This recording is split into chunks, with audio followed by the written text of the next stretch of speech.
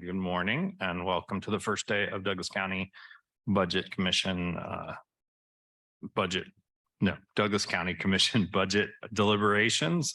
We're going to start today with a bit of an overview of overall funds, revenue, fund balances, that kind of stuff. And Sarah's going to kick us off on that.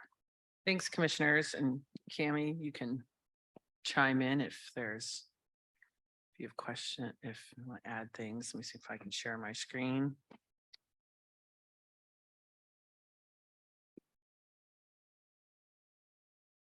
Boom, boom, boom.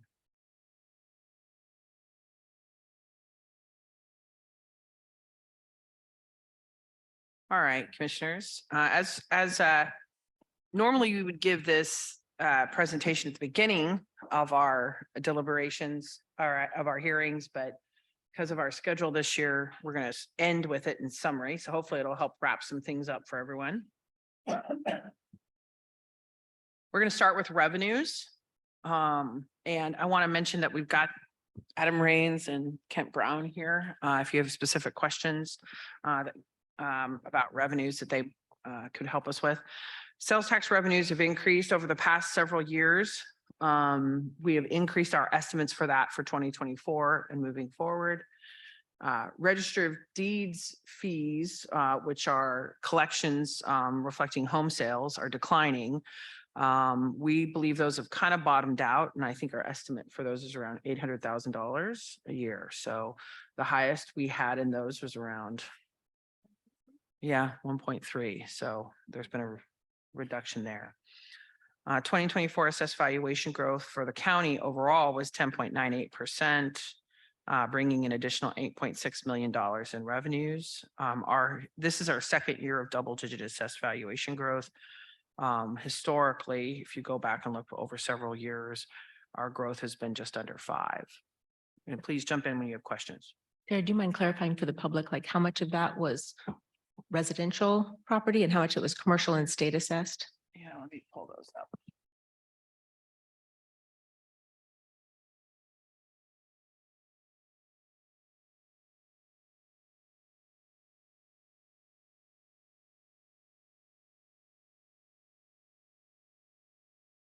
So real estate overall one is up 9.19.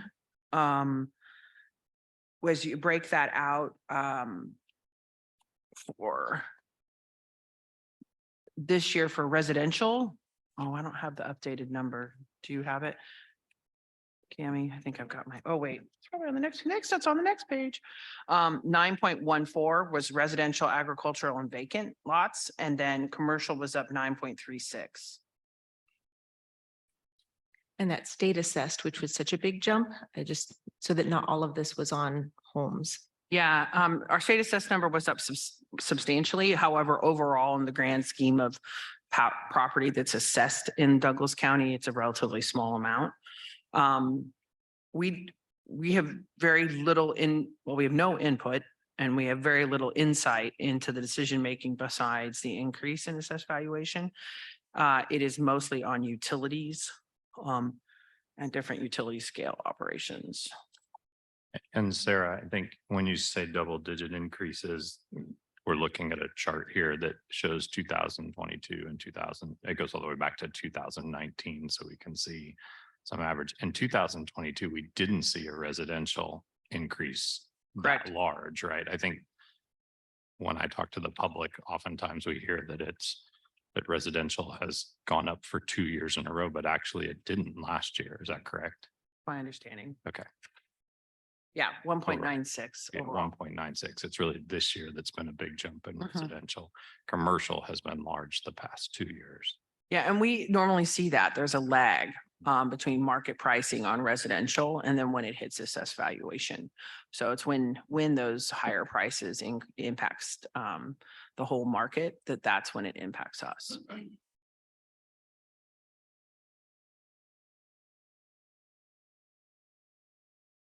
Here's just a little more detail on sales tax. Our 2023 collections were 9.3 and 6.3 in the quarter cent for the mental health sales tax. Overall, register of deeds revenues, we believe, are maybe decreasing as much as 40%. Interest has been an interesting story this year. Our interest is earned on idle funds is up substantially. And we've included that in our reestimates for 2023 and 2024. I'm a little nervous about how to look at this moving forward. I don't think these rates will hold. And as we spend down funds, as you heard from Chad, he's got $10 million planned in work for this fiscal year. You know, I think we should be cautious about how much we count on interest income as an ongoing source of revenue. So I think it's just something for us to be aware of. Here's more information on that assessed valuation growth chart. I mean, you can see, yeah, there's some years in there where there were 3. And then obviously in 2021 was substantially slowed coming out of the pandemic. I want to talk a little bit about beginning fund balances. Here you have all of our levied funds. We adopted a fund balance policy last year that targets our fund balances at between 20 and 25%. While the general fund is at 18.2, I feel really confident about the size of the fund and where we're at. And in terms of how, overall, this still reflects a conservative approach to revenue estimating. And so I feel really positive about where that's at. Road and Bridge Fund, as we talked about when we did their budget last week, it's at 25.3 now. It will be going down in 2024. And we've talked about that specifically. This shows what special liability and special building are. Those are going to be rolled into the general fund as a part of the 24 budget. So but we wanted to show you where those are, and the same with ambulance.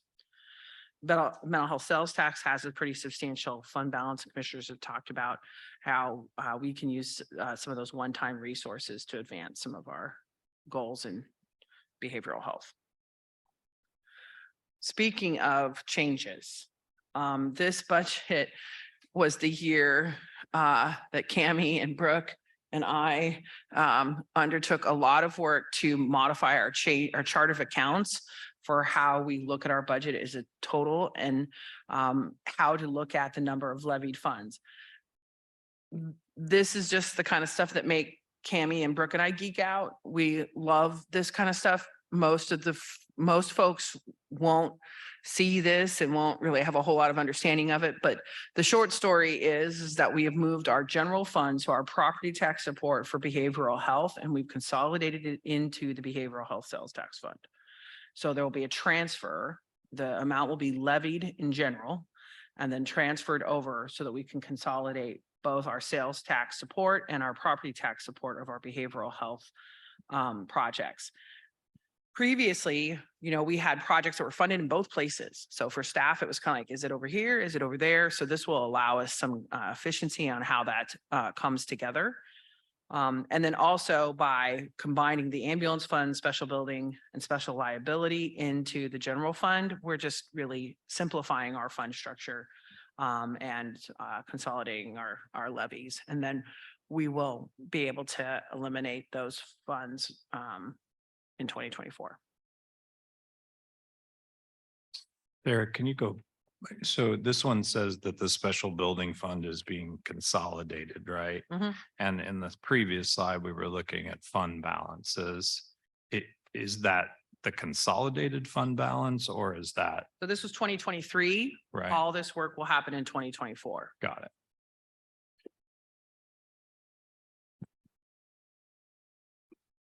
Do you anticipate how much it might change the percentage on the fund balance once it's all consolidated? Okay, thanks for letting me jump in. Yeah, I mean, that's part of it. It's, I think we're showing the 2024 beginning fund balance in the general fund. It's still at 18.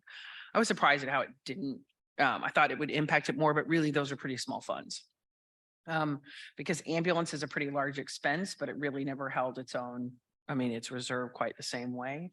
So it's, I think our plan is in 2024 right now under proposed to be at 18% still. Can you go back one slide real quick? So it, can you talk about that special building fund and what we use that fund for?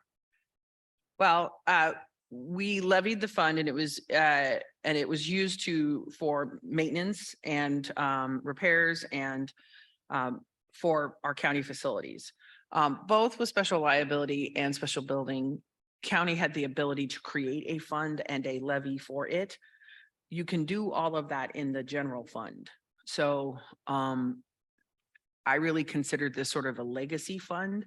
We would spend some money out of here for building maintenance and repairs, and some we would spend out of CIP and some we would spend out of the maintenance budget. So now what we're going to do is we're going to merge the levy with the general, and then then we're still going to have a pretty substantial transfer on that last blue box into the CIP for the general CIP general transfer. So our line that has been the CIP transfer line is up a little bit as a reflection of this special building amount. Does that make sense? Yeah, it does. I think it's a good example on that last slide of being cautious about looking at percentages Yes. because those dollar amounts are Tiny. in the grand scheme of things. I'm not going to say they're small dollar Right. amounts, but they are in the grand scheme of things. And when you think about that, it's a way of looking at those numbers and it throws you off pretty quick. Yeah. Thanks. A question about the ambulance fund. Is that higher than anticipated because those 2 ambulances budgeted for 2023, those orders have not gone through yet? Is that part of why there's a difference between what was budgeted in 2023 and what's currently there? It's a difference about 900,000. Probably. Oh, yeah. There have been a number of, we waited to do this change specifically after we finished the LDCFM agreement. Now that line item, now that whole fund is one line item, which is why we've moved it into the general and with shared costs. And then we've changed our payment cycle underneath the new agreement. So that's also impacted it as well.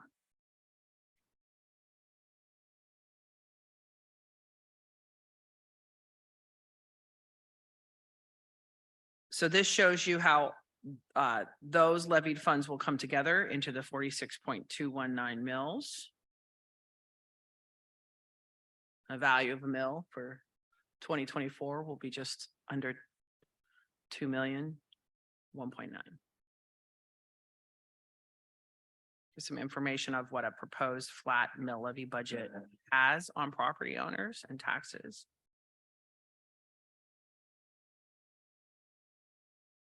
I'll talk a little bit about transfers, another sort of process that we use quite a bit in terms of putting the budget together. That's sometimes hard for the community to understand. Since most of the funds are levied in the general fund, then sometimes we transfer funds out to other areas. Here's you're seeing the ambulance reserve fund. So we're going to levy it in general, and then we will transfer it to an ambulance reserve fund, which is a capital reserve account. The capital CIP projects fund is as commissioners are aware, we cash fund our CIP and we have a dedicated transfer from the general fund to our CIP account every year. It's changed over my 13 years of doing budgets here. It used to be 4 mils. It used to be, then it was like kind of 4 million, and then it evolved again. What your proposed budget shows is a 7% increase to that transfer from the year before and the special building levy amount, which gets you to 5.4. Equipment reserve, commissioners see that on individual line items in every department budget. When you see those all come together to come up with about 2.5. Then now, because of the consolidation of the behavioral, for the first is the sales tax fund. So as commissioners are aware, the 1 cent countywide sales tax is levied and all the funds are deposited into the general fund. Our practice for the last 20 years has been to take half of those funds and move them into the sales tax, a separate sales tax fund to support debt operations. The remaining half stays in the general fund to support operations. So Next, go ahead. I have a quick question about I made a note about economic development equipment reserve fund balance. I saw that on, will you just talk to me about that? Cause it's the one. Did I see it? It was, let me see, page 22 in the summaries. Is that kind of like typewriter style I love it when you printout? guys dig into deep stuff. I just like, I read through every line there and all of it registered as, familiar and like Yeah, I could except for find that. something elsewhere except for, yeah, economic development. I mean, economic dev is all you can see on it. So this is a historical leftover account we need to probably clean up. Boy, Commissioner Gone, wasn't it Commissioner Gone? Because this sheet is specifically equipment reserves for all the Yes. different departments. Yes. Okay. But it can be used for projects. So like for Heritage, that's a good example of it used as a project-based account. So every year, because those projects can sometimes take longer than a year to get accomplished, we transfer all of that into this account. And you see there's like one for each year. So it's equipment and project-based. It has to, according to the statute, it has to be levied and approved by the commission that allows us to transfer it over here, and it can only be used for its purpose. If it's not used for it, it has to come back in the general fund. So under commission, I think it was Commissioner Gone. Yeah, we had a practice for a period of time that if there were funds left in the operating budget for economic development purposes, we would transfer them into this account and we could use those as match or levied dollars to support an economic incentive that some business might ask us for, or to support different projects of that nature. So like, Wiz, we've had the conversation about broadband and needing some possible matching funds for broadband companies to put in applications for grant funding to serve rural Douglas County. Is that a line that is potential for that? Because you will notice on our budget options that I've penciled in some additional dollars for that. But if there's already a home, that's even better. Yeah, I think what I'd want to do is probably research a little, probably close this account out, move it back to general and start over again and give it a clean bill of health in terms of its name and purpose. But yeah, absolutely. You may. I was thinking you might be thinking that. And then also, so the mental health fund and behavioral health projects, this represents the consolidation of what was previously in the general fund from property tax support for behavioral health. That's now going to be consolidated and moved into the behavioral health fund. And then the work comp fund. So I'm going to go with the risk of blinding you by going back too far. Special liability was a levied fund that was in place to levy our support for our workers' compensation program. It was pretty much the only thing that fund was used for, was to levy and make the transfer. A small, tiny bit amount of deductibles were paid out of that fund. So now what we're going to do is we're going to get rid of the middleman. We're going to levy it in the general, keep those small deductible expenses there. And then we will make a transfer directly into our workers' compensation fund. This is about a flat amount from our transfer over the last several years. Douglas County is self-insured for workers' compensation and for health insurance. And so we have to maintain a separate fund with a reserve in there to meet that self-insured requirements. So we want to talk about some of the supplemental requests that were included in the base budget. The annual ambulance replacement program, which we're showing as a supplemental request, but really it's because it has varied, but it is really something we do every year. That's why I felt comfortable building it in.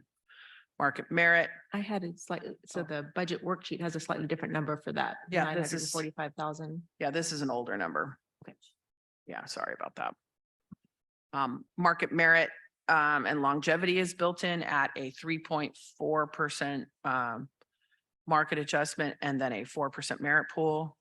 The requests of the county commission, I have built in an additional assistant county administrator position for our office to prepare for the increase to 5 commissioners.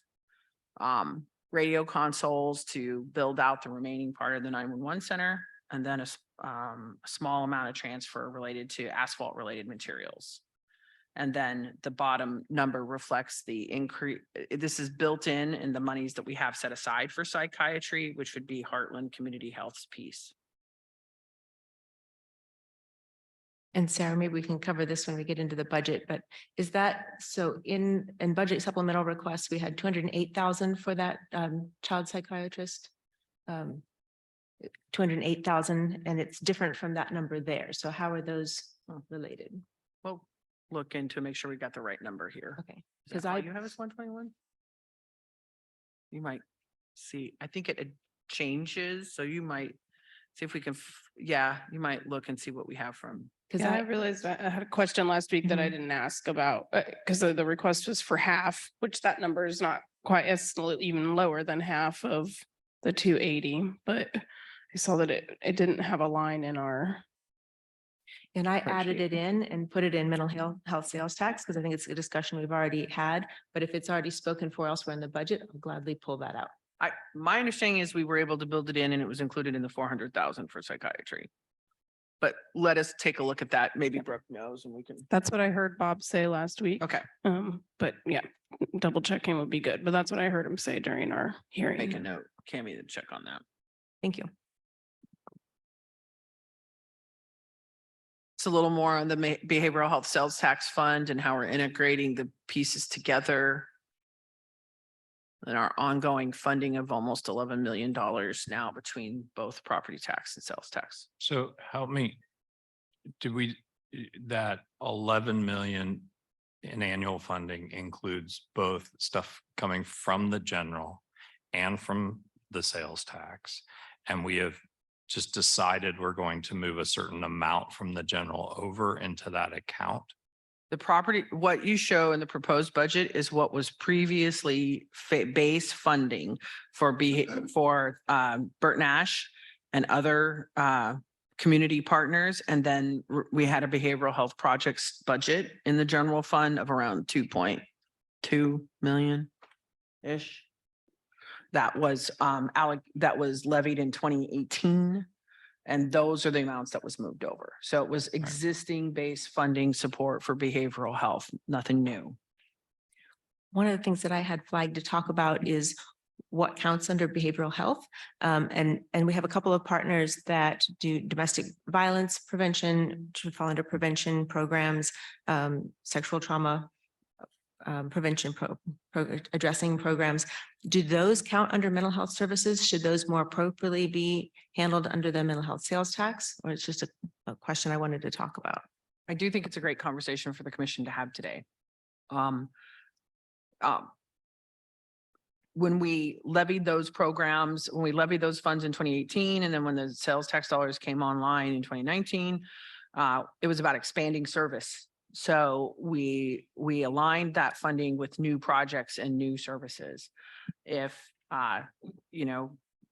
STA Care Center had gotten funding for a long period of time, we didn't have conversations about, could it, should it qualify under the behavioral health sales tax fund? I think that's certainly something that commission can discuss. I think we have pretty broad, we can pull up the ballot language, but it's pretty broad in terms of its support for what those programs can cover. I had flagged a couple of the new supplemental requests as potential for the behavioral health sales tax rather than fund those in two places. I think that was the discussion I wanted to have, is see if maybe that goes with another levy transfer from the general fund, but something I'd like to talk about.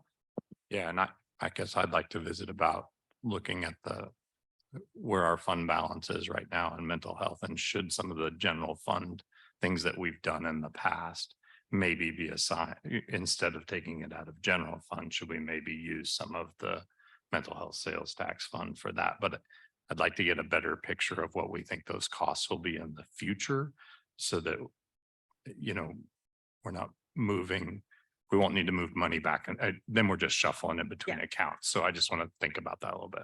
Yeah, sounds great. Here's our timeline on where we are. Staff is preparing the paperwork for Douglas County to exceed the revenue neutral rate.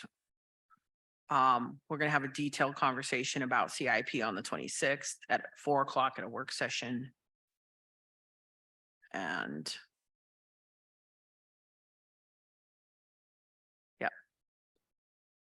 That's all I have, commissioners.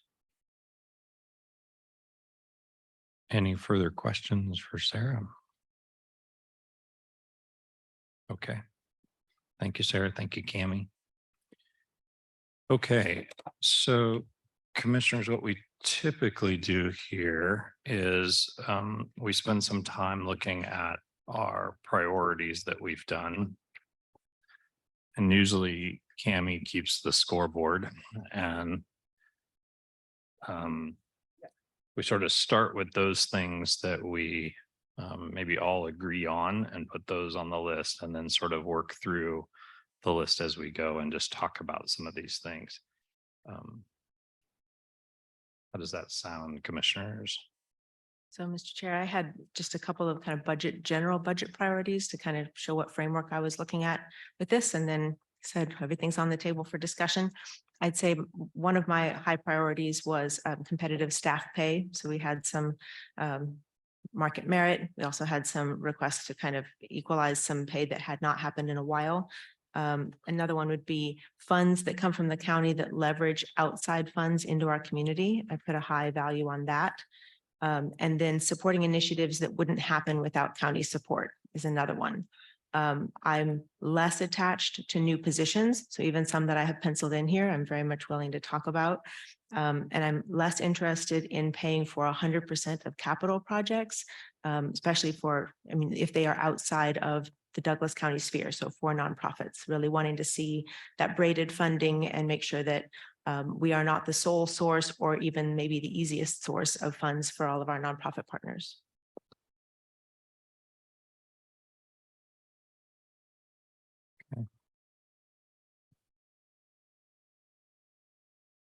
Yeah, I have some themes that I think will emerge as I sort of walk through it here.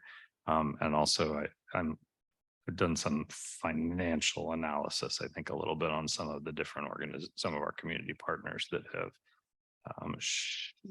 it caused me to have some questions that I think I'd like to share with the commission. So, well, it looks like if I just look at our spreadsheets here, if we go with something easy, we all are willing to do a $5,000 for the vehicle parking at the fair. We start with a low bar. Love easy money. Yeah.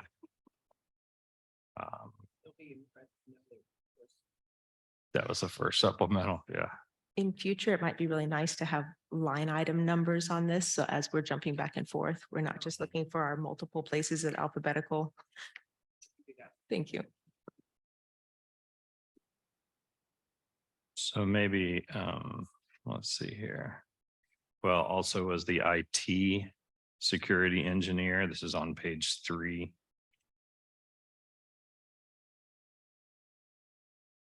Everyone was there. Yeah, that was a high priority position for me.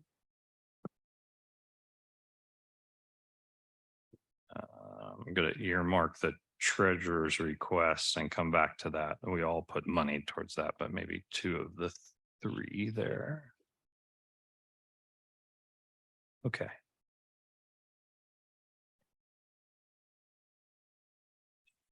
So maybe I'd suggest we have a conversation about, I see Commissioner Willie, you have the STA Care Center as a mental health sales tax there. We all agreed that it needed to be funded, but how we fund it came up.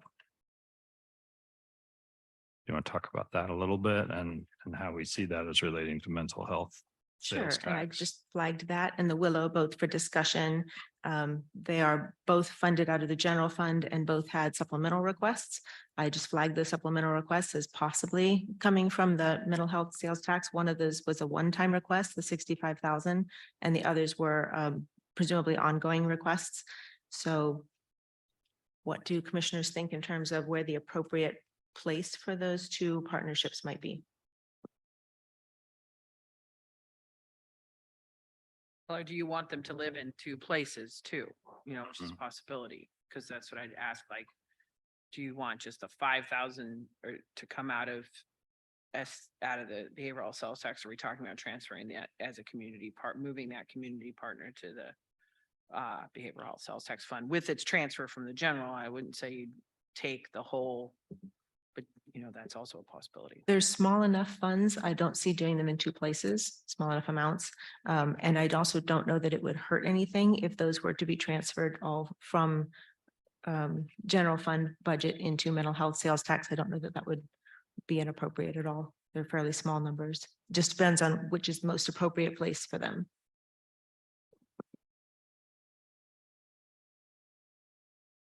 So we used to have the Behavioral Health Leadership Coalition, and I think that was a really good space. And my hope was always that that group would sort of talk about and make a recommendation to us on how to spend the behavioral sales tax dollars. These two organizations, to my knowledge, are not part of that Behavioral Health Leadership Coalition. That doesn't mean we shouldn't consider it. I think that's one thing that I think we should think about, and how that group hasn't met through the TRC discussion. That group has sort of dissolved, to my knowledge. And I think that, maybe what I think, I'm just wondering, and I'm curious about how to bring groups into that mental health comprehensive care discussion, and what that continuum of care looks like, and how the Willow and STA fit into that continuum of care if we're going to include it in that mental health sales tax. These are the only two organizations I flagged like that, but are there others that you think might also fit? I did notice that Douglas County Public Health is actually funded a little bit in both places, or a small amount is funded out of mental health sales tax. Argue the Child Advocacy Center, Yeah. CASA. Yeah, I mean, it becomes a big O'Connell. list. Yeah. CAC or CSC, where do we, and one of the things we could do is regardless of what commissioners sort of make a decision with the funding, this is a conversation we could have this fall. It's really to define it, to define how we see this, create a policy, or like a policy statement for the purpose of the fund. And that might be helpful in future years to really give you some guidance. I don't know that these decisions need to be made along with budget now, as long as we make the decisions we do make are as simple as possible in terms of like not dividing buckets if you don't have to. But I do think there's some larger discussions to be had. And I know one of the things that people kind of flagged is that the mental health sales tax has not been spoken for in the way that was expected, but also that shouldn't show that we don't do this work. We do a lot of this work that we fund out of our general operating budget. And I guess I would say, so the fund, we were really working for full year operations on the TRC. State funding has come in at a higher amount. I'm not sure that's going to hold. And as the commissioners have outlined, a series of priorities related to supportive housing. So I don't want to send the message to the public that these funds aren't being used appropriately and that they're not being moved out into the community. And I do think you're going to need some capacity moving forward on how you're going to deal with supportive housing. And those costs are expensive moving forward. And I wouldn't recommend moving multiple partners to the mental health sales tax without also sending the funding that has previously gone to those, just like we did with Bert Nash, that yes, we moved that all into one bucket of the mental health sales tax, but the mill levy that supported it before went with it from the general fund. So I'm curious, like, what's the most streamlined way to have a comprehensive look at the behavioral health work that we do moving forward? And it does not necessarily have to be decided now at budget time.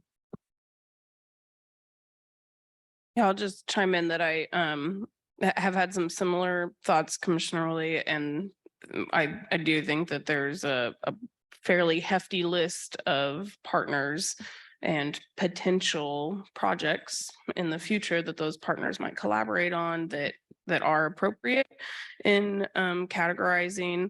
It does feel like a much larger conversation, and agree, Commissioner Kelly, that figuring out what the next sort of iteration of that behavioral health leadership coalition, whatever it becomes named, a refresh and a reset button maybe on who's in that conversation, who else do we want to invite to consider whether or not what their work is and how it's funded by the county makes sense over here. So I would love to have that conversation more in the fall. I think that, I mean, the two requests that you currently can flagged are maybe not significant enough to allocate from the mental health sales tax this budget cycle, but would love to have a more conversation about it. I guess one of the things, and Sarah, you mentioned we have upcoming costs, but we don't know what those are, but putting money into a savings account for a projected cost, I can understand how that might make some nervous. What I'm looking for is, and I think BHLC, when they were meeting, we're doing this, what's our strategic, how are we looking 4 or 5 years down the road so we can project from that sales tax? Sales tax is good right now. It may not always be good. But when you say we have 6.5 million coming from that sales tax, how much of that will go to operation of the TRC? And what I don't want to do is put ongoing costs against the operation of the TRC, and then we have to pull it back out. Do you have any projection? I mean, when you think about $6.5 million a year, do you have any projection for the future on that? On operating the TRC and all of those other, I mean, will that cover what we need it to cover? I mean, our 2024 estimate for the TRC is 2.8 million. Right. I don't think and that includes a substantial amount of state funding. If those funds were to change and evolve and as costs increase, I mean, we're going to hit 3 million pretty quickly. And not just the TRC, all the other things Right. that we do Right. for behavioral health as well. So I think it's a conversation we need to have in the future about what will fall in there. And it's going to be tricky to write that, but that may be where we ask for some, for a version of the BHLC to come together and write some specific guidelines for what falls within those policies. And it has to line up with what the voters approved. Along that line, as commissioners know, staff has been talking about that next iteration being more crisis related. I mean, that's really where our work is evolving to, related to conversations around mobile response, co-responder, high utilizers. And so, internally, those are conversations that Katie and Bob are having with stakeholders like Chief Lockhart and Chief Llewellyn. So, that was really the iteration that we were looking to bring together next. I'm not sure that's necessarily a financial advisory body, but it was really meant to pull folks together to help make sure that we have a table where all parts of the crisis system can come together and hear from each other and work to improve and resolve issues. But I hear what you're saying. I think that's something we could definitely talk about. What's the right approach is to doing that. But I just want to, I think we were thinking something a little more tactical related for the next iteration of sort of the behavioral health crisis work. Yeah, I agree, Sarah, and think that that's what my hope for the sort of next iteration is. But I think it's an opportunity for really expanded conversation. So, and money is part of that conversation because it's about how we are determining where to invest across a whole spectrum, where I think, there was a narrow focus early on in conversations, just necessarily so. And that focus kind of keeps zooming out. And I do think that there are other folks who weren't previously a part of the conversation that have something to contribute to helping determine where some targeted investments are when it comes to crisis response. And what does that mean across the spectrum of social service organizations, in addition to the sort of traditional health oriented, whether it be mental health or, integrated health at Heartland or substance use providers, that there's a real expanded definition of crisis work in our community. And I think there are a lot of things in this list, quite frankly, that are part of that spectrum and should be having more conversations for. And our role as conveners, I think, can hold a lot of power to see where that develops into smart investments. So it sounds like we have a consensus around the SDA Care Center, $5,000 being paid out of mill levy. Yeah, and since Willow is on the table, I don't see my notes. Cammy, I don't know. Did you see my notes column? I didn't have a whole lot. I just had a few, but one of them was that I was gonna abstain from any deliberations specific to the Willow on both of those requests. And I- Yes. Go ahead. I'm comfortable with both of those requests, the one-time fund and the 50,000. And that is based on the expected loss of the VOCA funds. There was some discussion that there may be another grant program that is able to offset some of that. So I still want whatever grant opportunities are there to be applied for. And if they fall through, then we've got a backup so those services stay in our community. But I don't want to put those in as first funding and then not have organizations go through grant funding processes. So one thing we can do on that, Commissioner Willie, and I did this on the DA's budget request that was VOCA related as well, was I put it in the commissioner's budget and we hold it there until they get notice that they were not funded. And then you could ask those questions at that time of what other sources have you looked for there. So, and then if we don't spend it, it then goes back to fund balance, right?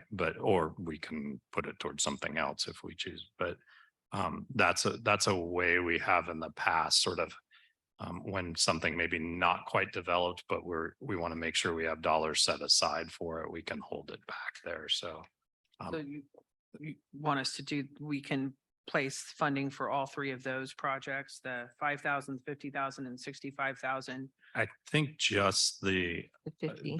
the 50 and I guess The five. the 5. Okay, The 65, I think, was a one-time cost, was my understanding. agreed. But were you also talking about the two district attorneys? And then I was going to go requests? to the district attorney when we get there. Yeah. And I had flagged the two district attorney requests in the same kind of manner. I just didn't maybe write the numbers in the same way. I think the $5,000 for the SDA Care Center, that doesn't bother me to just not have them have to come back for that. That was a very small request based on the potential of 40% fund losses. I'm comfortable with just having that added as mill levy. I agree. They're a pretty small but mighty organization. And it's such a small request that I think it's an easy thing to say yes to, but appreciate the approach for the VOCA VAWA funding, the more substantial, that would the sort of the amounts, the three other amounts that represent loss of staff positions.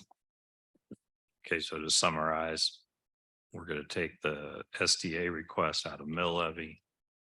When we say mill levy, we mean general fund, Yeah. right? Yep. And then we'll put into the 50,000 into the commissioner's budget for the next line, which is the Willows assist with the loss.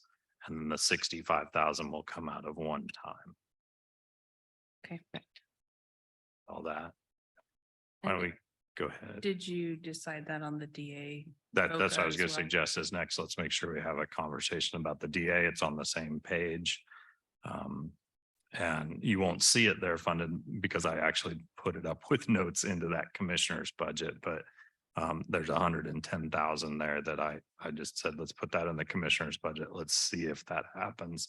And if it does, we have the dollars to help support that. If it does, I do like the idea. If there's other places you can apply for that, I'd like to hear where that was applied for. So I'll just set that out as a possibility.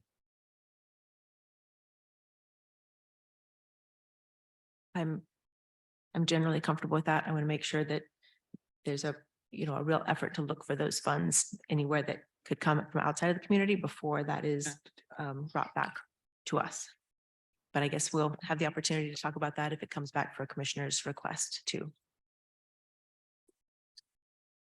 I'm okay with that. I put 0 because we definitively heard that the funds are in place and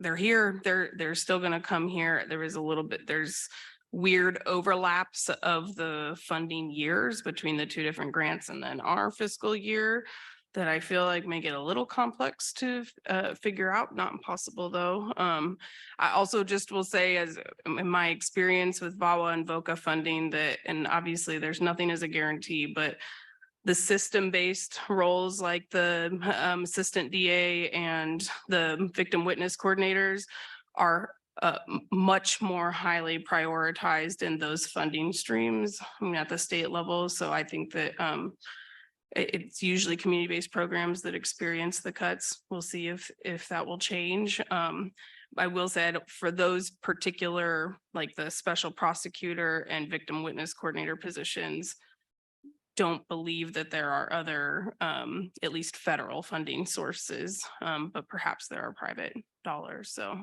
but I didn't include it because we definitively know that they're funded for next year is what my takeaway from our discussion last week was. But I'm comfortable with setting it aside if the two of you are.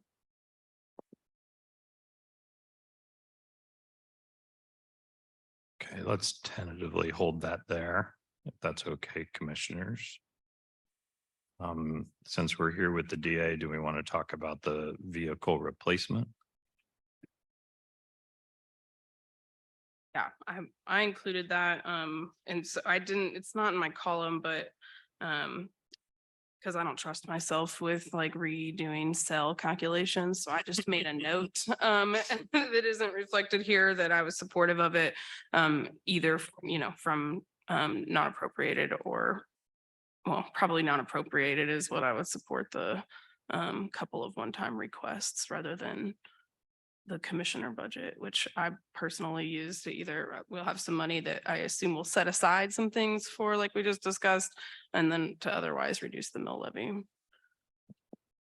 Okay, I had that for one-time funds.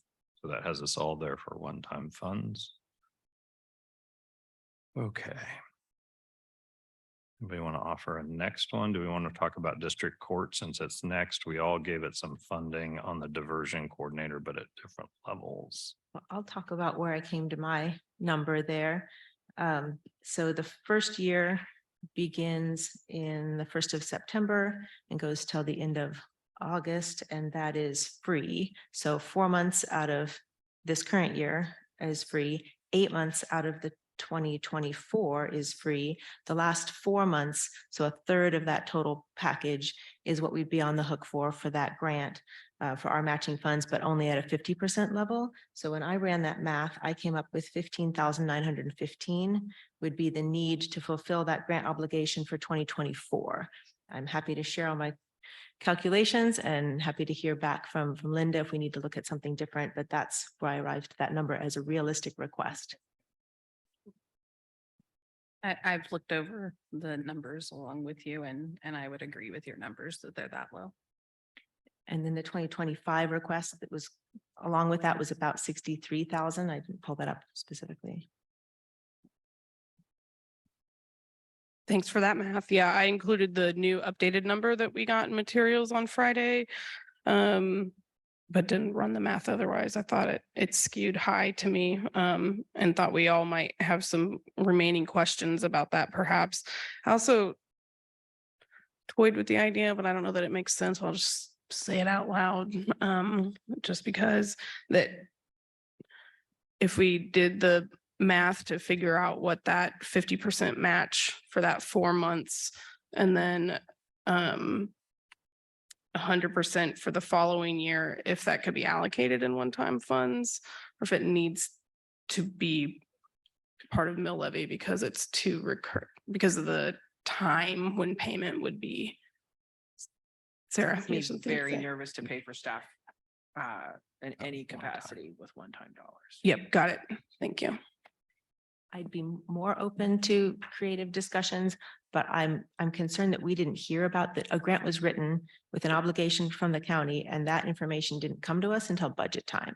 If any organization or even within the county is wanting to write grants that require matching funds that come through this process, they need to let Sarah know as soon as possible, and we need to be aware of that upfront. So I thought the 15,915 was appropriate to bring in a position to our county. Appreciate the work there, but I want to make sure we know as much in advance as possible. Yeah, I agree with that. I was sort of an interesting leverage point. However, we also have outside organizations that will apply for things and then come back and say, well, I've applied for this and I'm hoping you can make up the difference. So I think that's a tricky one. I see what you're saying. And I would expect that if they put in the grant application that there will be a match from Douglas County, then it needs to go through Sarah. And in fact, I think it actually needs to go through us to approve that.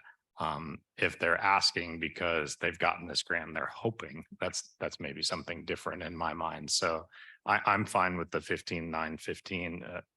Trust your math, Commissioner Willie. And it seems like Cammie's saying, yep. Only that 'cause works Cammie about checked with right. you. Yep. Okay. I'm supportive of that. Yep. Okay. And it looks like I'm the only one who didn't include the AmeriCorps host fee. I feels like something that can be absorbed by the district court directly rather than through us, but I'm perfectly okay with it, the two of you. I'd like to check with, from my understanding, that amount has been lowered, Cammie. I think it's actually 8 now or 7. That's So correct. is it 8 or 7? 8. Okay, thanks. Even. The common number. Hi, Linda. And I like the AmeriCorps model. I like bringing in young people early in their career, get them exposed to a lot of kind of high level ideas and also some relatively inexpensive labor. You're right, there is room in the district court budget, but I also didn't mind, especially now that it's 8,000 instead of 10. I am typically I'm very supportive of county functions, with all the community partners that we have. I always want to look very strongly and give a favor to things that are part of our core work. I'm very supportive of the self-help desk. I think that's a great strategy and we've had lots of discussions about that. So I was supportive of it. Let's see which one, and commissioners, feel free to jump in with one you want to talk about. If you want to stay on the same page. Pam's. Sure. Actually, I wasn't getting to that, but we can. Yeah, so that's sort of where my line comes from there as well. And I had some conversations via email with Pam over the weekend. We don't have very good data here. I think commissioners, you got something there on what workload looks like, and we just don't have high risk assessments done completely and some systems issues. But again, this is one of those places where I really want to support county functions. I think this is core to the work that we do. And if we have, I just want to support our county functions. I guess that's where I'd stop. So I looked at some of these places where there may need an adjustment to salaries overall. And if I was looking at that, then I wasn't looking at adding new positions. So I put this in along with the sheriff's office, because the sheriff's office has a funding pay package request that I think would also impact adult services and youth services in terms of their corrections officers. So I just had a note in there to see like what the impact might be of the discussion with sheriffs before I would add any additional positions. That's why I don't have it.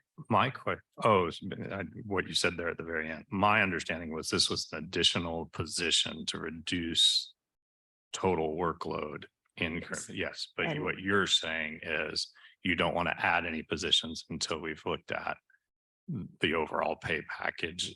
Yes, Okay. I'm open to the discussion, but I think we're a couple stages behind yet. So I'll start with saying that I was on the fence about this one. I had it included. I took it out. So I can easily be convinced to include it because I tend to have a similar feeling, Commissioner Kelly, to want to, really support the requests from county core functions. I would also make the distinction that so an adult services officer probation is different than corrections in terms of the classification. And so the pay request specifically from the sheriff's office is more than corrections level officers, but it is primarily rooted in, I guess I would say corrections level officers in that classification is the only overlap or the only similarity, but is that maybe not true, Sarah? Well, yes, and Okay. I'm so in adult area, in criminal justice services, they have a correctional officer job title.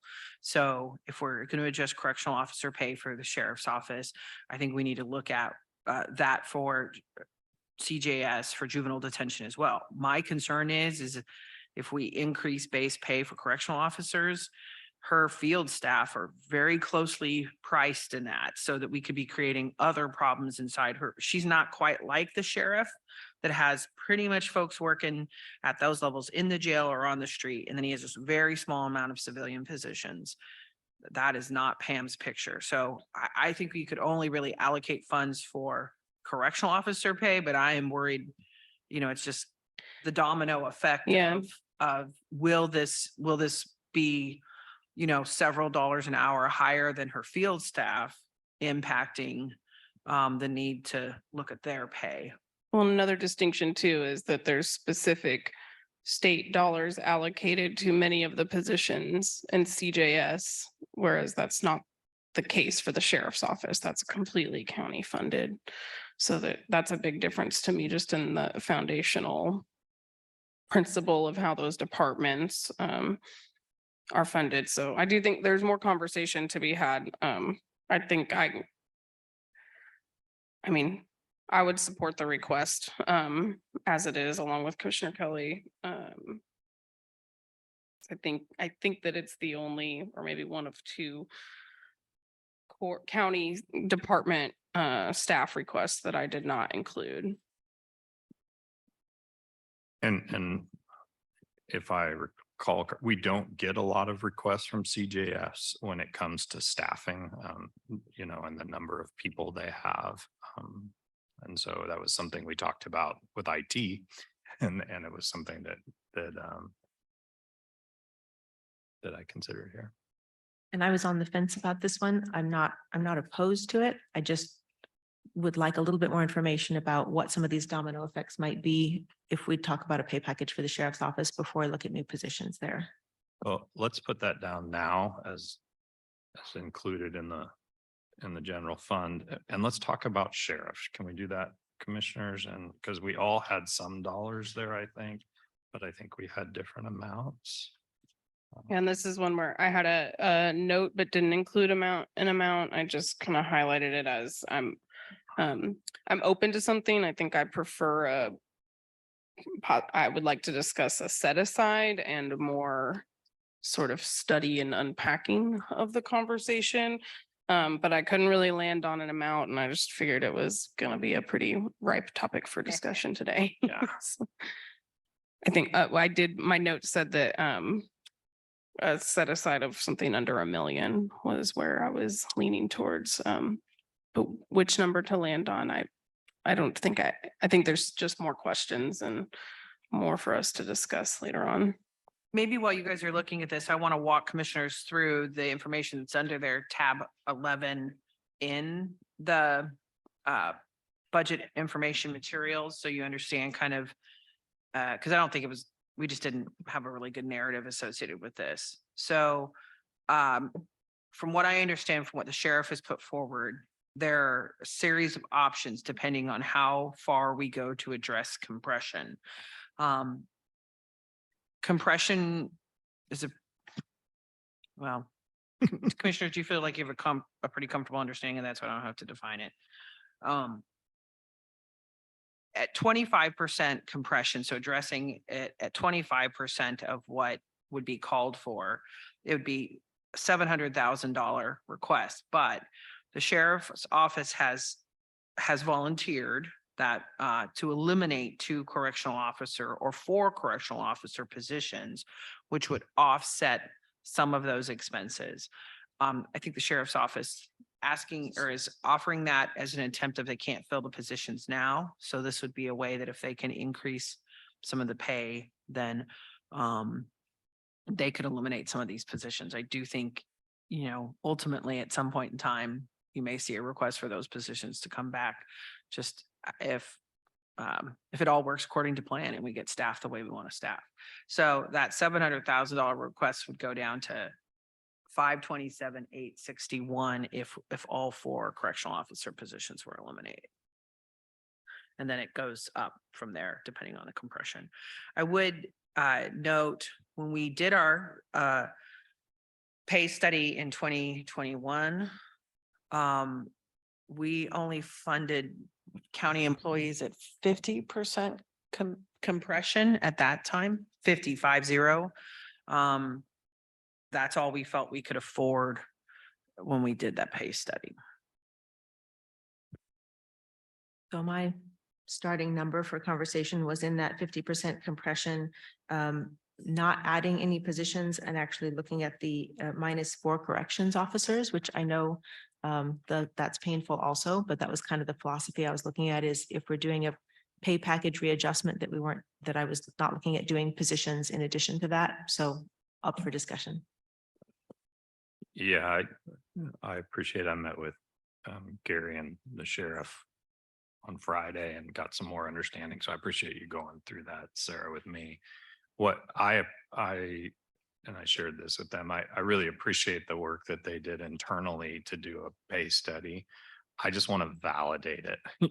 I'm not saying what they did is incorrect. And I think there are some things that will influence a pay study that may be outside of our typical process there. And so what I'd like to do is sort of do something now, because we can't wait another year just based on what they've said. And then I've talked to Sarah about doing a pay study, maybe specifically for the sheriff's office, and maybe we add CJS in based on our conversations here, just to validate that data. And then we look at it again next year based on the data that we get. I don't think what they've done is wrong. I just like to have someone outside take a look at it. And then also I want the sheriff's department, once we get that study back, to come and sit with us maybe at a work session and give us their perspective on it, because I do think there are some things that may not be clear to the consultant that we have do the pay study that may be specific to our group here. So that's how I got to that 616, because I felt like they're probably not going to hire those anyways. We do something for them and then do a pay study, and then we'd come back and revisit this again next year based on that study. That's how I got to my number. So your 616 and the new position, the 85,000, the network administrator that you had flagged, those together are about 700,000. So we're kind of in the ballpark with the 736 that I had flagged down there. So in the light of, I think all of us were willing to fund this security engineer for our internal IT. And I was curious about the overlap between that and the network administrator for the sheriff's office. If some additional capacity within our IT could be a benefit enough to that maybe pay package was a more important use of dollars. That was just my thinking. Yeah, for me, well, specifically with the IT position, it felt most important to fund it for the countywide, which I knew would help support the sheriff's office specifically. So I left them out and sort of had the same approach, Commissioner Willie, that the something towards the pay package was highest priority and seemed most important. So I did not support the other 2 positions. Commissioner Kelly, do you have strong feelings about that IT request? Just from our conversation here, I heard that they are different positions, that one is very specific for security across the entire, they both have the word network in them, but one is very much focused on security and the other one is really the network for the sheriff's department. I did ask the sheriff about that a little bit more, and because I kind of had done the same thing that both of you had done early on, but based on what we heard from Starla and what I heard from the sheriff, I've been that.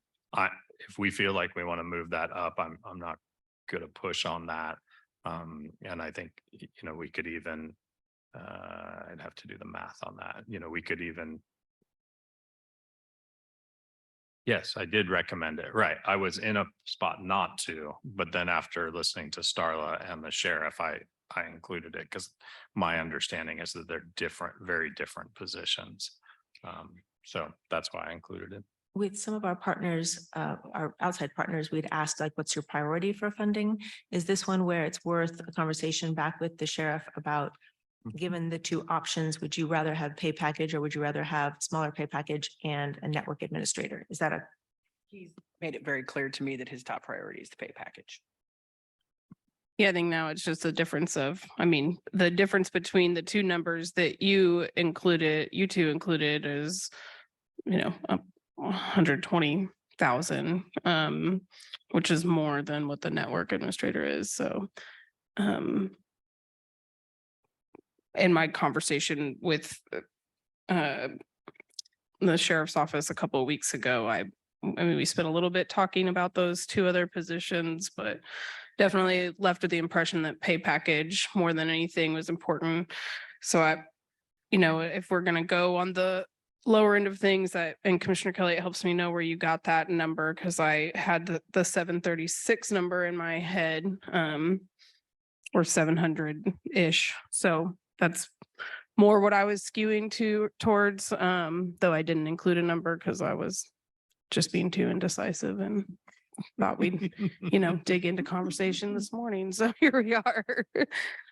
So I suppose I would skew towards the 736 number that you included, Commissioner Willie. Yeah, I think I'm fine with 736 and taking off the IT position. That's what these conversations are about.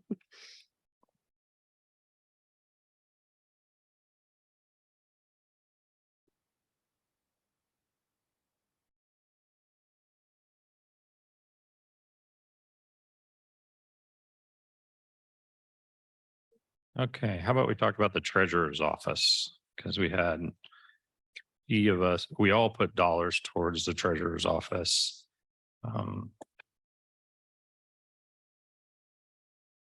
I did put money towards the cheaper of the two positions, you might notice, but I'm willing to have more information.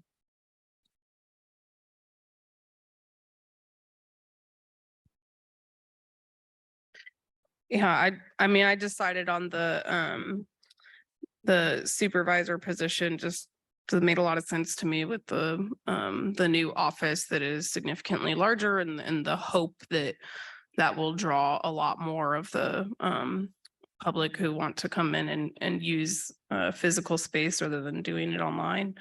So that seemed to make it was a more compelling ask, I think, than the title support specialist. I'm not unsupportive, but when I was weighing the two and trying to be conservative and picking things, I picked that one because it seemed like a more tangible sort of office-wide, department-wide impact.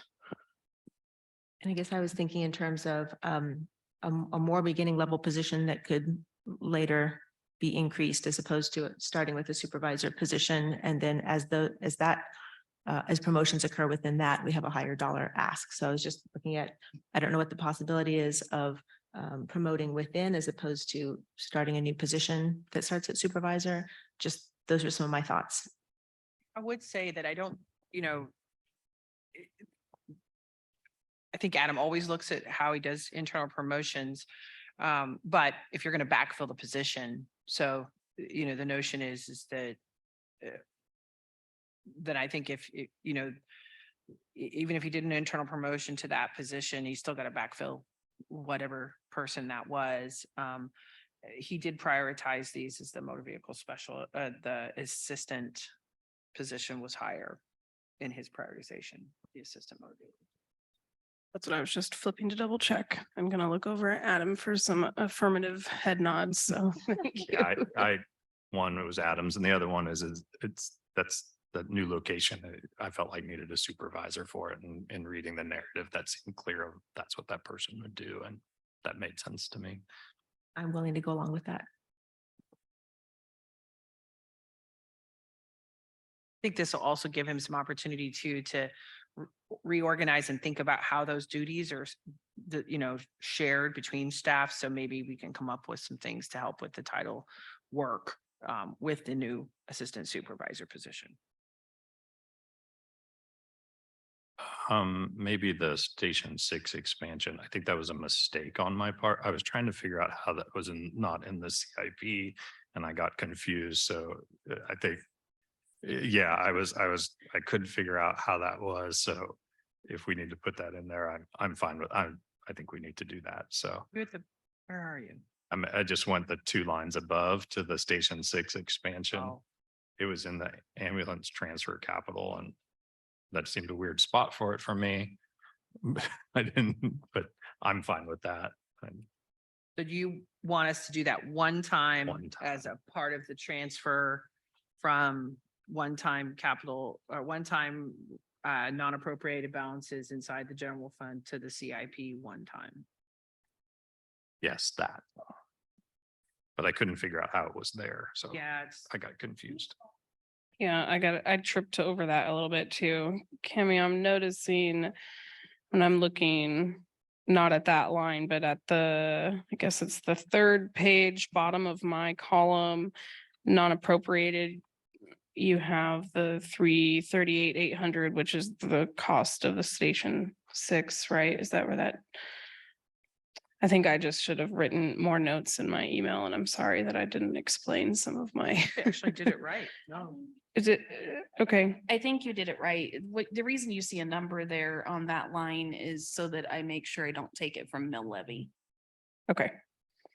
Yeah, and I think, well, part of the discussion today was what can be pulled from the not appropriated, right? Like the 45,000 car for the DA's office was a definite. The ambulance, I was first thinking of it from non appropriated, and then I was like, wait, it's from the special ambulance fund, and I like talked myself into 3 different truths for a while before figuring out what the right one was. Okay, One thing I think Cammy can do for us, like after we finish today is keep a running tally of what's going to hit non-appropriated with the amounts and then also whatever sticks in commissioner's budget. She'll keep a running tally and can get that back to you. She already thinks that she knows that's where my head's going. So commissioners, maybe, I think we're settled on that. Yes. Maybe we could finish the core, go back to the very beginning of the document and finish all county departments. And then we'll be at 10:30. Maybe we take a little break there and then dive into some more. Does that sound okay? Okay, so Commissioner Reed, you had the appraiser's office there. sort of a similar philosophy. Didn't want to say no to any of our departments and felt that they were all pretty valid asks. I will say that with the appraiser specifically, I want it to your question that you asked last week, Commissioner Kelly, whether the jump in valuations and the pressure that folks are feeling has increased the work in terms of the appeals or payment under protest. So whether that will hold steady or not, I'm not sure if it's kind of just a spike right now. But anyway, I'm interested to hear from both of you why you didn't include it. I guess I'm generally cautious about adding staff positions because they are forever, and taking away staff positions is a conversation that is incredibly rare. So I just want to make sure that we are prioritizing the ones that we most need, but not necessarily, I didn't feel compelled to do everyone. Yeah, one of the things I thought about was, have we seen a fair, I mean, the core job of the appraiser is to appraise homes, and we haven't seen much building going on. And so in that sense, while I appreciate the appeal process, doing an appeal is a choice. Doing the actual appraisal is something. If now I could be convinced to do this, thinking that we're seeing significant annexation, if we are seeing some annexations coming from the city, and maybe that is looking towards that. I didn't see that in the application and the narrative, but that was something that I could be convinced on this, but I didn't hear enough. And usually when we add a staff position, it's something that's been coming for a while. It's something, I mean, the IT position, in my opinion, is something we've been hearing about for a while. We're understaffed in IT. We wanted to wait till we got a new director. This is the first I've heard the appraiser say, I need a new position. And so I thought, maybe we need to wait just a little bit more to see if we actually get the, more residential and commercial growth that would require an additional appraiser. I'm still okay holding off on it. Yep, I'm happy to remove that. Do you want to talk about Commissioner Willie's Yeah. additions before we? So I did have two things in there. One is, the priority of bringing in outside dollars also means having the capacity to write grants. And we do that internally occasionally. I've brought, grant possibilities forward that the answer was we just don't have the capacity to go after them. And then manage them is another issue also. So it does take staff time. My thought was to pencil in something, and this could also be from commissioner's budget, but just so that we kind of flag and have it on our radar that going for outside funding, especially there's a lot of federal funding for infrastructure and things like that right now, to make sure that we have the capacity and utilize that capacity. So I had 50,000 on contract grant writing. I actually thought maybe that was the 60,000 and the 50,000 was on broadband, but I may have mixed those two up. Just to have some capacity there. Where that goes within the budget doesn't necessarily have to be an ongoing cost, but I think it's worth trying this year. And the other one was to have a place to flag for broadband matching funds for companies that go after grants to, especially for rural broadband, but there's some issues within the city limits of Lawrence also. So I've just flagged a little bit for each of those. And if there's another place where that's already accounted for in terms of the broadband, I'm happy for that discussion too.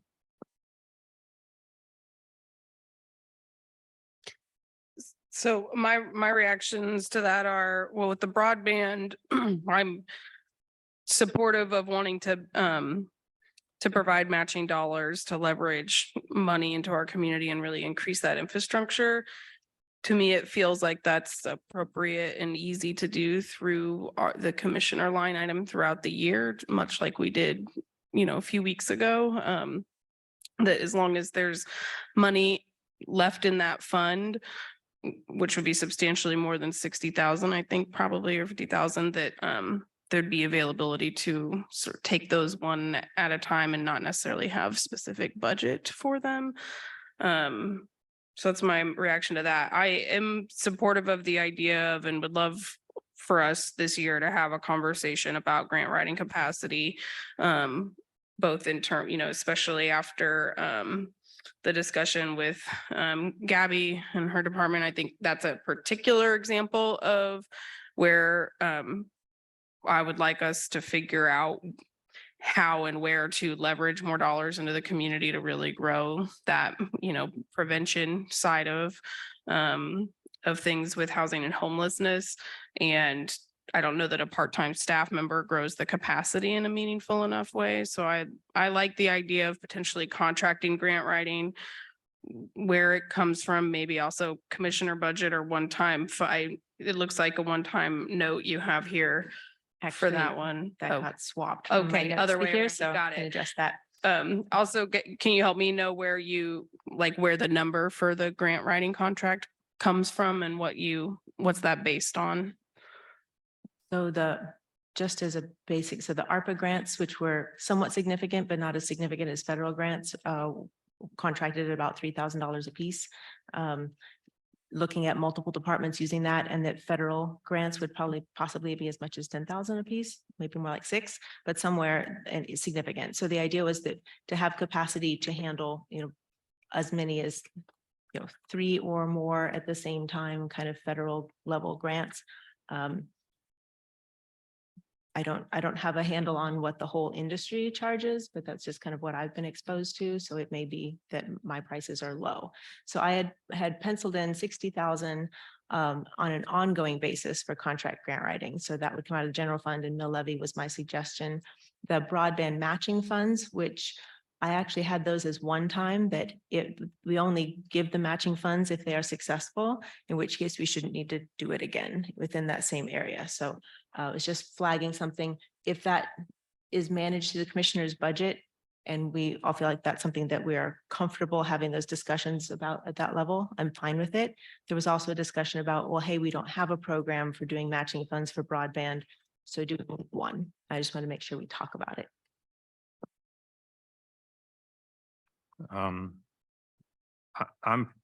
comfortable with using commissioner's budget or even fund balance. I mean, I don't know that we have to do it as commissioner's budget when we talk about matching funds for a grant. You know, we get requests. I was thinking about the Juneteenth. We get these requests that are just outside of budget cycle. It's not ideal, but it happens. And sometimes, like I think in the case of the broadband one we just had, that comes outside of the budget cycle. It's not something we can budget for. I'm glad to hear you say that it's a one-time thing, because what I worry about is creating a fund that has $18,000, $180,000 3 years from now, and we don't know what we've done with it. Yeah, so that's good. Said we should only have to pay out if those are successful, in which Right. case wouldn't Yeah. be needed again. As far as the grant writing, I want to hear Sarah's perspective and give her a little more time to talk about it with her staff and with departments. In the school district, we don't have a grant writer. We'd all love to have a grant writer. And yet there's some reasons we haven't had a grant writer, because some of it is the grant reporting that's required. Once you get that and that capacity, just having somebody write it, sometimes the capacity to actually do the reporting on the back end is a higher need than just getting the grant written. And so I guess I just want to hear, and maybe it's a deeper conversation with Sarah to understand which departments we're thinking, yeah, we could really use that. Is that the right place to put it? How does it work across the entire counties, all the different areas? So we have sustainability, are they writing grants for them and for human services and for criminal justice? One thing I worry about is everybody sort of pushes it off to that contract position, and then we don't have to worry about it. And so I just want more feedback from Sarah on that. I'm not against, I think it's great to write grants, and we should certainly take advantage of the other money out there. But I'm curious from Sarah's perspective about managing those contracts. I appreciate that. I think it is a conversation that I'd like us to have in more detail with the commission. Where are your priority areas? And are you willing to sustain not only the fund, if we're going out for grant positions to hire positions, well, then what happens when that grant goes away? Are we sort of very quietly increasing our operating budget as they go away? And then also the management of them. I'm not opposed to it. I just think I want to hear more from commissioners as to where your priorities are, so that we can focus our efforts, and that we have a clear understanding that, what the impact of that is. I think the grant writing is the smallest, cheapest piece. The most expensive piece is doing the work, and then which would be great because we're leveraging federal funds into the community. But then also, what are the impacts of sort of just on our organizational structure of managing it? So I think having some funds available to explore that, and then to meet with the commission, we could certainly do that and kind of hear where your priorities are. I just think sometimes it seems like it's free money, and a grant is not free money. It is absolutely work. And just want to make sure that we're upfront about that. And I think I would trust us as the commission in consultation with staff to approve going for grants that fit our mission and our abilities, as opposed to just making more work for ourselves. I think we can be pretty wise about that. I would say that Baldwin and Eudora have both put in for infrastructure grants, and the county has not. I think there are opportunities that we're missing because we've shied away from being a part of that opportunity. I do want to talk about the broadband one. I think also what I'd like to do is, maybe this is my always desire to make everyone happy at this stage of the game. I'd like us to come up with either a policy or a procedural statement for how we want to handle broadband grant responses. But given the dollar amount, I don't know, I think we have the ability to make that money work, and we could look at the economic development, repurposing those funds. But I do want us to come up with some sort of policy, for lack of a better term, on, and then I think that'll be helpful for us marketing it. Hey, if you are looking to apply, come see us, but this is what we need. And you need to make a nice letter and an ask, because I think that was part of some of the hiccup with charter, is they just were, they didn't, there was just some, we didn't really have a good process for that. So I think we could certainly do that without necessarily setting aside one-time dollars for it. If that helps move the conversation forward. So Miami County has a standing policy that they will offer $10,000 matching for any grant that does broadband, offers to do broadband in their county. We don't have anything like that. $10,000 may not be the amount that it needs in order to get Douglas County prioritized, because our budget is very different from Miami County. So just to have the conversation so that we're not coming up against a brick wall when we have an opportunity, because they move really fast. And we need to kind of have some of our decision-making done before they come to us, I think. Yeah, if you're okay holding off on this one, Commissioner Willie, I think we can come up with a policy, have it, and that may be even later this week, because we're moving at a pretty good clip here so far. And we have a number of meetings scheduled, but I'd just like to hold off on those two until we have some, I think they're fine ideas and something we should explore. And I appreciate you bringing things there. But I just sort of feel like let's hang on and let's have some deeper conversations about them. Okay. It's 10:30. Do you want to take how much do we, 5 or 10 minute break? What's our 10-minute break, and we'll be back at 10:40.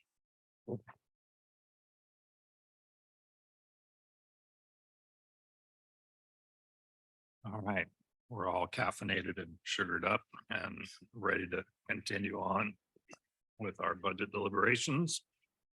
I think, Sarah, we have been through all of the county departments. There's one, There's one we haven't got to. and Which it's one? close to the top, the Administrative and Direct Services Assistant for Human Services. Yeah, so Commissioner Willie, typically when we don't have anyone, we don't talk about it. Got it. But if you had something you wanted to say about it. I just briefly, I would flag that because we know we have budgeted for a new deputy administrator that'll bring some capacity. And if we end up putting some dollars towards potential grant writing contract, then I felt like those two pieces might satisfy the need.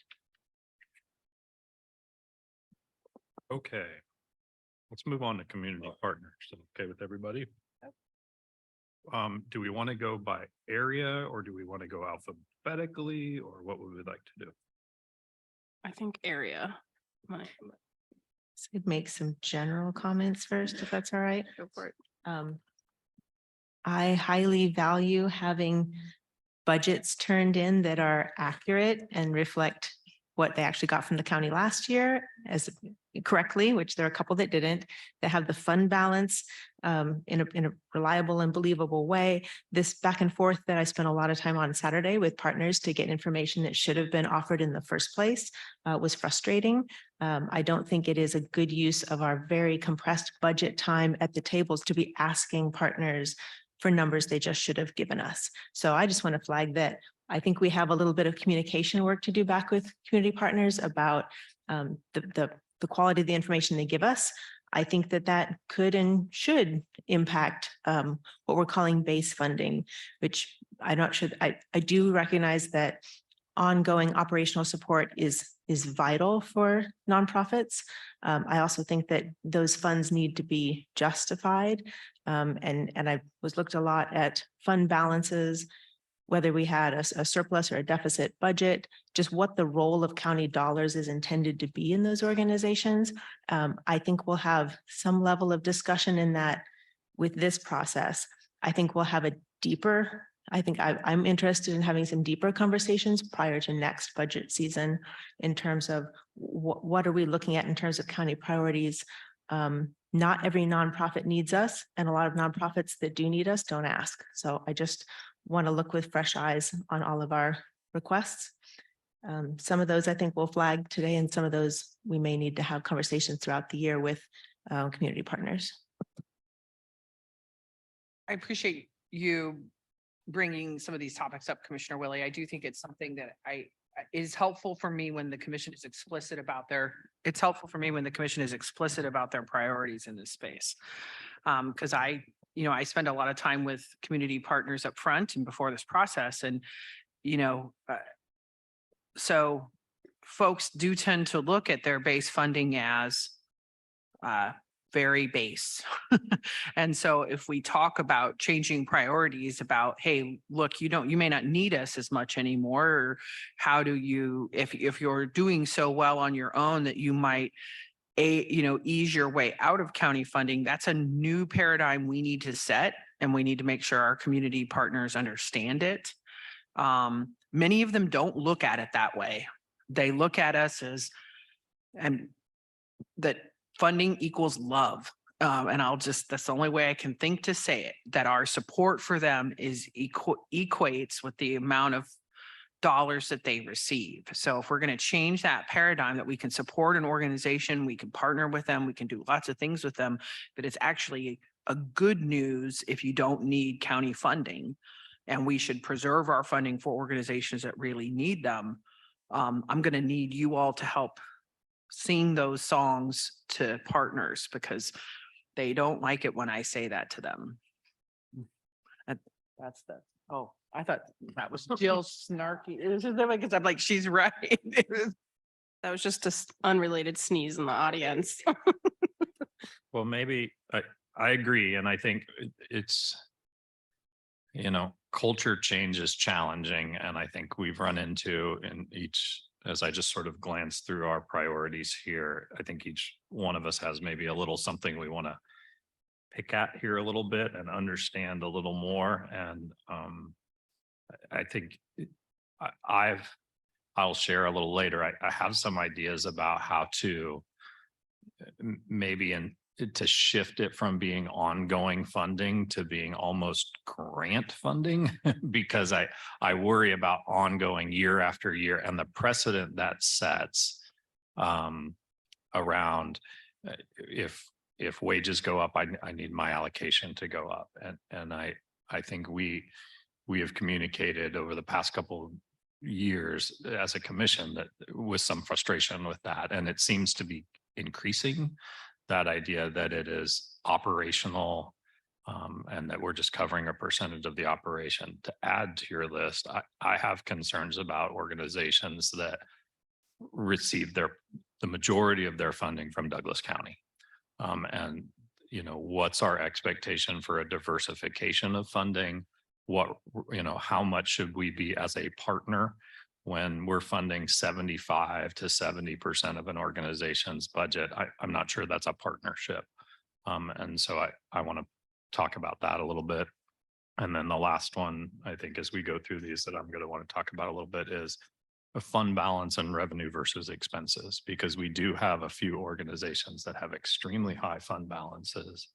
And, I'd like to explore whether we have some guidelines or policy around fund balance and whether we'll entertain a supplemental request if your organization has, over a year's worth of fund balance there. And so those are just some of the themes that I'm going to want to talk about. So as an organization, we've made a budget policy to have between 20 and 25% fund balance to cover unexpected circumstances. I think that is actually fairly low for a nonprofit. Our income is more guaranteed than theirs typically. I think 3 to 6 months is probably a minimum health for a nonprofit organization. Of course, younger ones will have less, older ones will have more. Once it's approaching 9 months or a year worth of fund balance, it makes me uncomfortable. If it's that in addition to submitting a surplus budget, and asking us for funds. Though that's kind of the three things that raise a lot of red flags for me when they occur together. Yeah, but echo both of your comments and think that a lot of those themes were present for me. And I mean, when you look at my column, it's pretty thin. I said no to most requests, and for a lot of the reasons that each of you just articulated, you know, there's obviously nuances to each of it. I do think the conversation about what is a community partner agreement and sort of allocated funding versus grants in particular is a conversation that we should spend some time this fall sort of unpacking and figuring out what, because I think perhaps the message is unclear for partners. We've changed the landscape, you know, bit by bit over recent years. In particular, there's been a lot of change, and the transition phase of any kind of change is the really like sort of unpredictable, chaotic part where each year it feels like, I mean, in just my 3 short years, the amount of supplemental requests continues to multiply substantially. It's not, you know, the first year that I was here, everybody's commentary was that this was the most supplemental request, extra money asked for that had ever been seen. And that continues to grow. And so I do think we have some larger conversations. For me, a big value in all of these decisions was to do what we can to bring the mill levy down as much as we sort of have capacity to within our commissioner budget specifically. And then that allocation. And so for me, that led to saying no to quite a few things, in part because I think that there are some areas where collaboration is very obviously happening, and discussions about organizations that work together or have a lot of overlap, and how they sort of have hold different pieces of the pie, and what they bring to the table. But I don't think that's evident across all of our community partners. And I would like to foster more of that, and knowing that there's been communication amongst sort of peer level organizations as they come to us and talk to us about what the county-wide priorities for work in that specific area. And I think we're getting there. I really like this here that we've organized into these sort of different focus areas of community partners. So I think that's a big important step for us to be leading in that way. Now, how do we help provoke more conversation amongst partners that's a little bit more meaty and meaningful in advance of the next year? So I do think by taking it by focus area is probably the best approach, since that's how it's kind of organized, even though it's alphabetical on our spreadsheet. Commissioner Reed, I'm really glad you mentioned about the mill levy, because that's reflected in the work that all 3 of us did individually that comes here. But I think we haven't said that out loud, that has been that's been a priority of mine. And I think it reflects that all 3 of us are kind of working from that lens, so that not every supplemental will be granted, because part of that idea is to turn money back to taxpayers. So I want to check in with Commissioner Reed here. We've had a couple of one-times that didn't make it on there. Is there anything here in the in these community partner requests that you had as a one-time? Yeah, thanks. I was just trying to figure out where those were too. So I would, starting towards the top, I did not include the BTBC request. It looks like you both included 225 one time, and they asked for 75 per year. I did not include that, but I did mean to include the Cottonwood as one time. So yeah, it looks like I just accidentally left that one off. And I think, was there another one time? Well, there's some that are mental health sales tax related, but it was there. The revolving loan fund was the other one time I had on this sheet. Oh, yes, thank you. Do we want to dig into the economic development? Yeah, let's just, if that's okay, Partners, let's maybe yep. start with economic development. So since my notes are not reflected here, I can be convinced of the one-time funding for BTBCs, sort of leveraging dollars for phase 4. But frankly, don't believe that they need it. The revenue sources have grown substantially.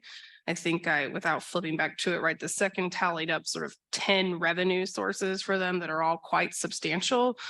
I'm just not convinced that that money is needed, so didn't include it. And the $50,000 deduction on their line item for their operating expenses, along with the 55,000 deduction that I included for EDC Lawrence Chamber. The notes reflected that my idea was I want to talk with you about reallocating some funds from those partners to support later in the year what I hope will be some economic development initiatives that are born out of the E3 strategic doing sessions. So I have been involved with and aware of those conversations that are ongoing, and believe that there's some exciting work going on, and am, well, frankly disappointed that we heard nothing about the E3 tour from our partners last week. To be fair, none of us asked questions about it. It was on my mind. And I didn't ask directly about it, but nothing was brought up about it. And I think that there was a lot of fruitful conversation that started back in February that has continued through the spring and summer. And there's more conversation to be had, but I think that there could be some interesting, exciting, and maybe tangible opportunities later in the year. And I'm interested in expanding what we think of as our economic development sort of funding mechanisms. And I specifically with KU Innovation Park, I don't believe that they need that funding from us. I don't think that there's any real meaning or logic to the idea that we support at the exact same level as the city. And historically, we're actually, we're about 180,000 in more over the years than the city is at this point. So that's where I came to from that math. We can talk more about the chamber specifically, because that's a bit more of a significant cut, but that was based on more recent information that we got about their fund balances and other revenue sources that they have, and the amount of investment that the chamber allocated to the of their own capital fundraising money to the revolving loan fund is disappointing, like extremely disappointing. I was a little bit shocked to see what a low number that was compared to all the asks that they have of public money. So it's not that I'm not supportive of that idea. I would like to see some proof of concept, and I'd like to see more significant investment from the chamber in that idea, and come back to us and ask us for that money at a different time if it's going well and there's some outcomes, because I'm not convinced that that's where it's headed. You'll probably noticed in economic development that I was much more excited than about some of these partners and requests. And part of that goes to that value that I put forward earlier about prioritizing county dollars that get leveraged into funds outside of our community.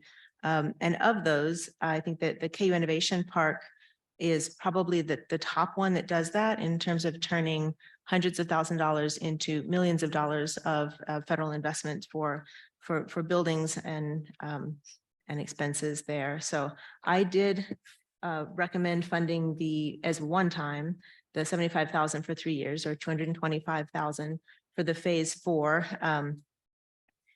I don't think that our anti-poverty work needs to only be barely anti-poverty. I think building wages in our community is also healthy and needed. And I think we've fallen behind other communities of similar sizes. So I really did value both the one-time capital request, because I know that gets specifically talked about and leveraged in federal conversations.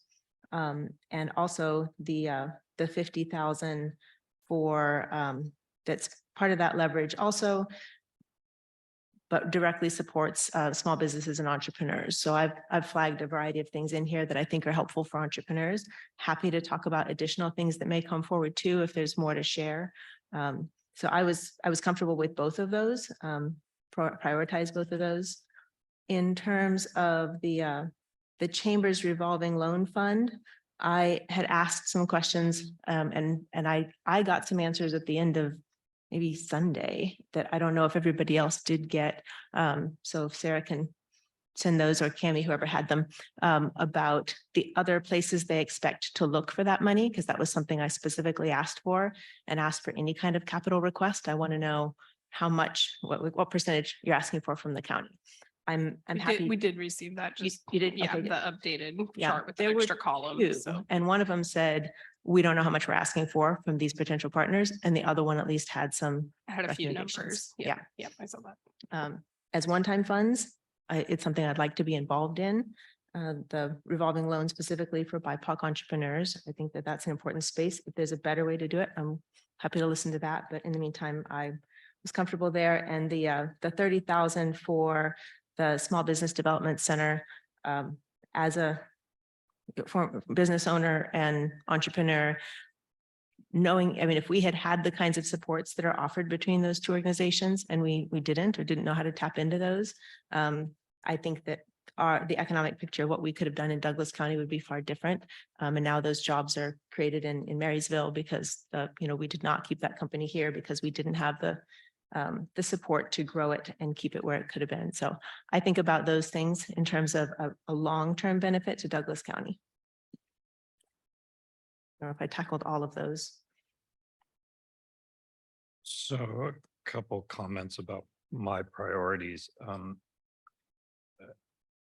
I think I do understand when they say leverage federal funds and when BTVC KU Innovation Park, that was a question I specifically asked at our hearings to give me an example of a time when they couldn't. And so I think we are a partner in that field. I'm not sure that we need to be an equal partner. We have many projects that we work on with the city that the city of Lawrence has not added to those funds and has even removed some funds. And so I'm not convinced that leveraging that everyone needs to equally match it. I haven't heard an argument yet that says that's consistent. I have asked multiple times how we move to a structure where some of the non-taxable land that is being used by BTBC suddenly starts to bring us some revenue. I haven't seen that yet come to us. We've been told we can look that up and we can get that for you, but I haven't seen it. And then when we added, and it's not entirely KU Innovation Park, but it is certainly part of it, the new crossing project, and we will have that on our meeting on Wednesday.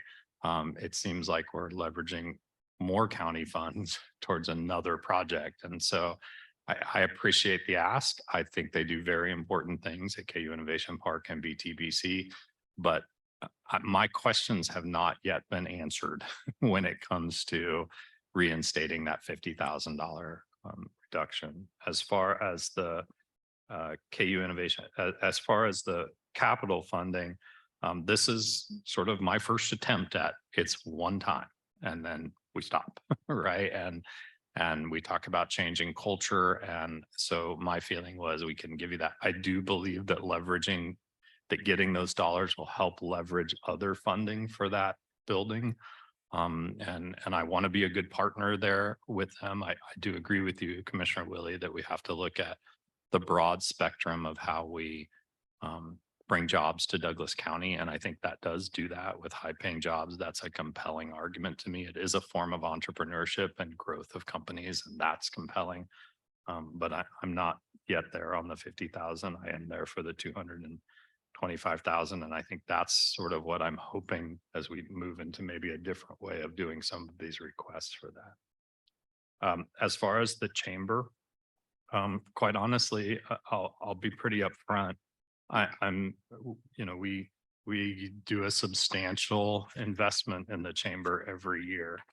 And I'm not seeing a lot of return for that investment. We haven't seen a lot of commercial and industrial growth. We've seen some, but for the dollars that we're spending, that seems limited.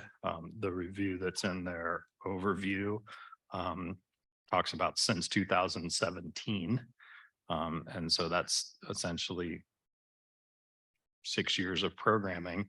And that doesn't look like a ton to me in 6 years of programming for the dollars that we've had.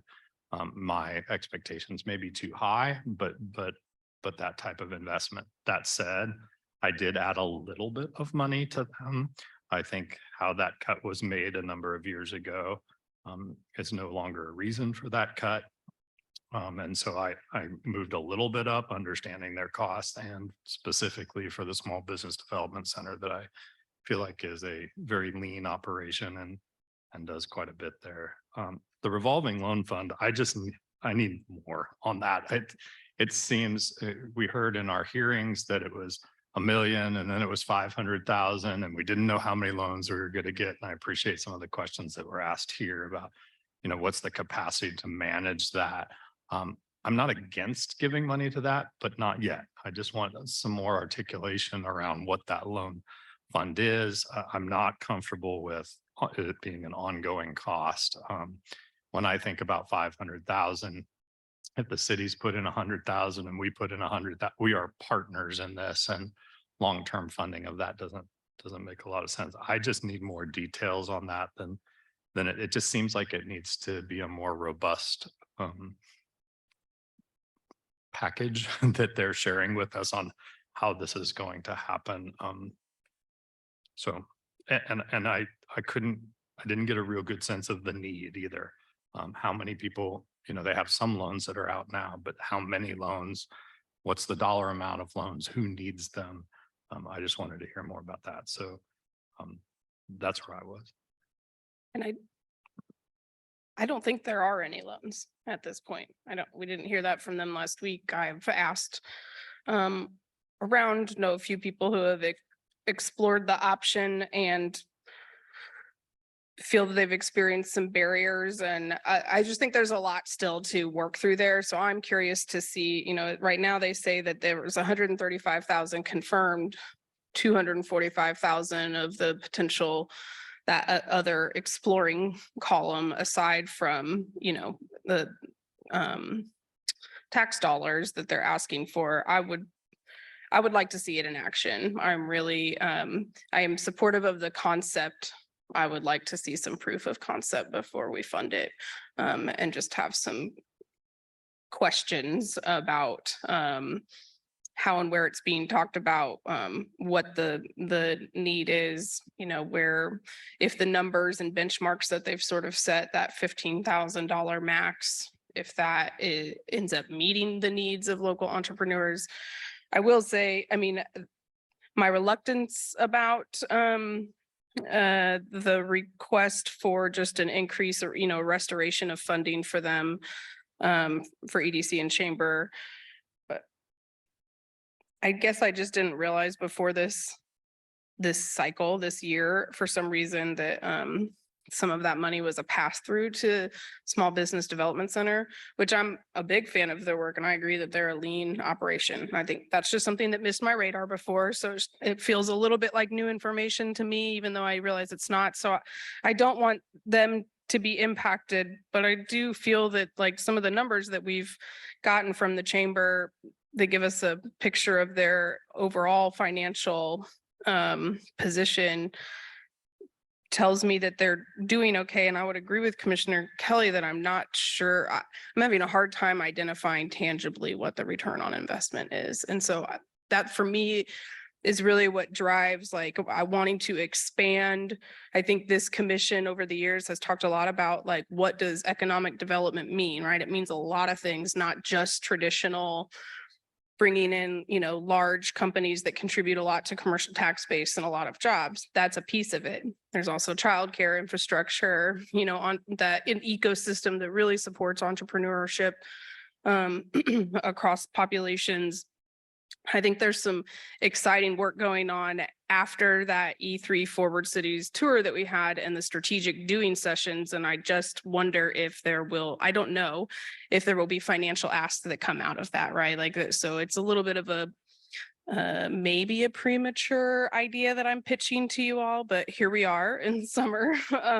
And I'm just interested in us, I guess, diversifying where Douglas County allocates our economic development dollars and to make sure that there's some alignment with some of the newer, broader conversations that we are having and trying to push our partners in this space to collaborate more and think differently, or expand their thinking about some stuff. I think part of my concern also is that I don't know how much collaboration is going on amongst those partners. I mean, I think that it exists, but I don't get a good sense of it. So, but, and something I didn't ask last week and kind of came back to me over the weekend is that there's a line item from, Chamber's budget that goes to KUIP. And so then that just, I don't know. And I don't know the source of that. I don't know that it really matters, but it just raises questions for me about where exactly the money that comes from us goes to in the EDC, how much of that is being passed to other organizations that maybe would have, well, one of them, KUIP, has their own funding request of us. Maybe SBDC would have one that was unique or project specific. So I'm don't expect to convince either of you of my cuts to those two organizations. But really not interested in restoring KUIP's money with the chamber. I just want to think about how can we really encourage and create a space where there's actually some obvious collaborative work and some ideas coming to us for like projects or specific opportunities to fund that might give us a sense of a tangible return on investment. I would be very comfortable asking some of those partners for the information that we've just talked about that we don't yet have. So one of those would be a budget for the Small Business Development Center. Like, what does their financial picture look like? Because in terms of the chamber's request for the 30,000, I didn't kind of process that as a restoration. I processed that as support for the Small Business Development Center. So I think maybe having a more robust financial picture for that organization might be helpful, as well as commissioners have flagged wanting more information about the revolving loan fund. I did flag that as one-time support, not ongoing at all. And then the document that they provided, it was listed as Douglas County one-time support also. When they talked here in the budget hearings, they did talk about coming back for another request. That shouldn't really be necessary, especially if we were to fund it at the level that they asked, and looking at the plan that they provided. So that could be some more information. I'm happy to hold off on the KU Innovation Park discussion and get some more information about economic impacts from the jobs created, and those that graduate out of that complex onto the tax rolls. I think if we got some more information from those things, we could have a better discussion about what value they bring to us. So I want to clarify something about small business development, that we approved that increase last year. That was in, so if you look at your budget details here in 2020 through 2022, small business development was at 195. And then last year we increased it by 10,000 for small business development. That was a specific request that we funded. The $30,000 that they're asking for here is a reinstatement of the $25,000 that was cut in 2019 and a $5,000 essentially inflationary adjustment is, I think, what it isn't my understanding. I mean, while Small Business Development Center is part of the, is a flow through fund for the chamber, we have already increased the Small Business Development Center's budget from, was it 20 to 30? And we did that last year. I'm seeing Cammie and Sarah shake their heads. Yes. So I want to make sure that we're being clear on what we're funding here. My desire, my priority around $10,000 was thinking about, whether that inflationary adjustment is necessary, but also trying to bring back some of that funding. I do believe that funding in my recollection, was reduced because it was to set aside money for jail operations. That's not the case anymore. So I felt like we can start to work back towards that. But I also wanted to send the message that I do think we need to see more results from EDC.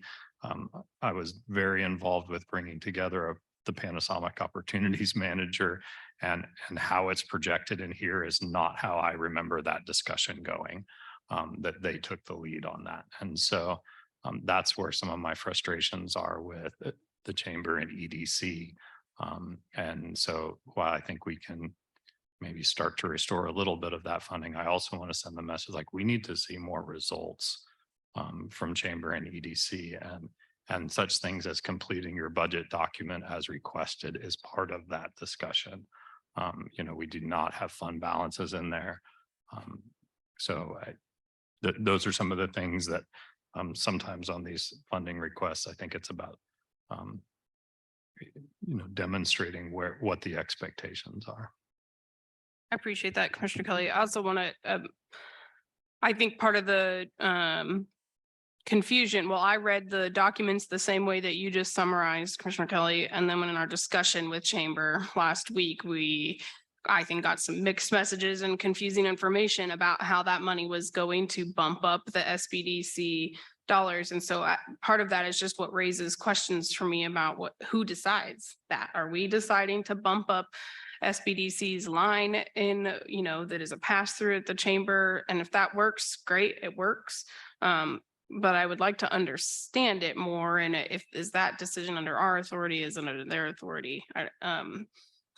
So, and I appreciate the approach of, a little bit of restoration, because it feels it's like a right thing to do based on the change in those circumstances, but still sends a message. I'm really not comfortable supporting their full ask. And again, I don't expect to convince either of you to pull some of those funds and set them aside. But I guess after we get through the rest of the community partners, would like to talk about what it looks like to maybe set aside some money somewhere for other economic development initiatives that might be born out of the strategic doing groups and the work that's ongoing there. I also wanted to note that to flesh out my thoughts a little bit more on the capital costs for KUIP, the note that I had written, I have a preference for knowing about those opportunities as they come up and leveraging them specific, sort of like we were discussing with the broadband, specific opportunities to leverage funding. I realize there are different things, different types of money perhaps that's being fundraised by them. But for me, that was just a takeaway of, I agree, Commissioner Kelly, that we have not had our questions answered about any times where they haven't been able to leverage money because of the cut that we gave them 2 years ago, or anything of that nature. And it just leads me to want to know how and where our dollars are actually leveraging dollars. I don't think that's been clear in any of the documents that we had this year or in previous years. And I don't think that has been clearly answered. So, but I do appreciate the approach of like, one time, don't ask us again for that capital funding rather than it being an ongoing expense. So I guess I prefer that to the over 3 years again, because then I don't know if they're planning to expand beyond phase. I think phase 4 is the last phase. Nope, there are more. Look at me, see, I'm behind the times sometimes, but yes, I do prefer it as a one-time expense that both of you suggested if we're gonna support that. Okay. Maybe move on to another area here and then come back to these. Does that sound okay? Okay. I'd love to request some of that information from those partners, and then we can come back to it, maybe not today, but on another day of our hearings. Is that appropriate? We can do that. When do you want it back by? If you want to use it for making decisions. Because I want you to, okay, so Is there anybody else besides KUIP that, I mean, I guess we raised questions about about SBDC's budget, which isn't a direct, I don't know. See, it gets me back to this confusing place of, do we really need to dissect their budget because we're not directly funding them as a partner? I don't mind asking more questions. I want us to be a little thoughtful about the back and forth between we ask them to submit a budget. We ask them to submit a summary. We have a chance to to ask questions, and going back and forth with them, I just, I suppose anyone here who isn't on our list and didn't make our priority probably has some things they'd like to say more. But we don't do that. So, I mean, I'm not saying we shouldn't, or we should, but I just want us to be thoughtful about how much back and forth do we want to have with each organization. I think there's a process and we need to stick to that process. So. I have a similar feeling, so for me personally, I think, I'm okay with a courteous follow-up ask if KUIP would like to provide us the information that we asked for last week that we did not have by today, because those are the unanswered questions for me. I feel like we eventually, thank you, Commissioner Willie and Sarah, for relaying further information that you got from the chamber. But I tend to agree. I don't really want to have a back and forth because I want to have respect for the process and give feedback that next year we have greater expectations perhaps. But in this particular conversation, there was one partner that we asked some pretty specific questions of that we did not get information back from. So giving another day for them to get that to us so we can continue the conversation feels comfortable to me. So that's specifically which KUIP graduates are now on the Douglas County tax rolls, and if we can quantify that value. I think that was the question. They said they would get that. Yes, that was it for me. We can follow up on that one.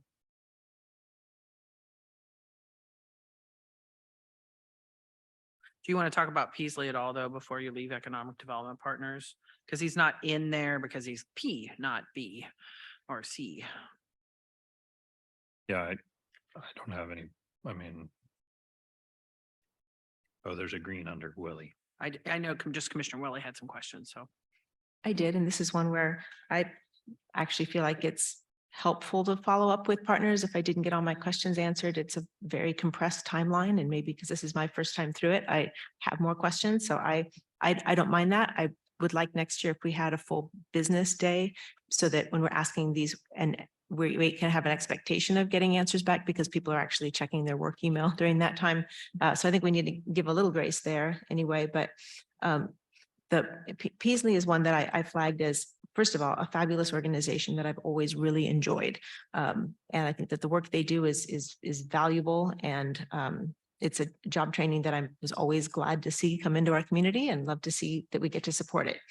I also kind of flagged that as an extremely healthy organization, they may at some point not have the same needs of us as they have had in the past. The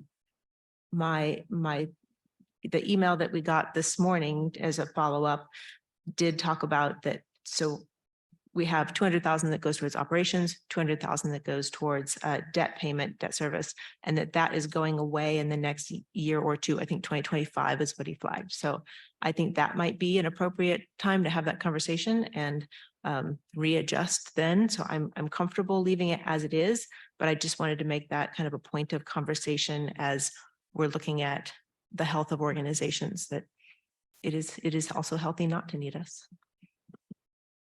Yeah, for me, when it comes to economic development, Peasley is the biggest value to me and the biggest priority to me. And paying off that debt on that building, that campus is something we should truly be proud of as a community. It showed tremendous collaboration to make it happen. And I think I agree, paying off the debt, their numbers, but I will also say that Kevin has significantly grown that program out there and met the needs of the community economically, what their workforce needs are. It didn't always work for the partners as one of them. Peasley hasn't met every need for the school district, but it is certainly meeting the needs of the community. And I'm very supportive of the work they're doing out there and the budget requests that they make. I'm not totally convinced that the city is holding up their end of the deal on that. But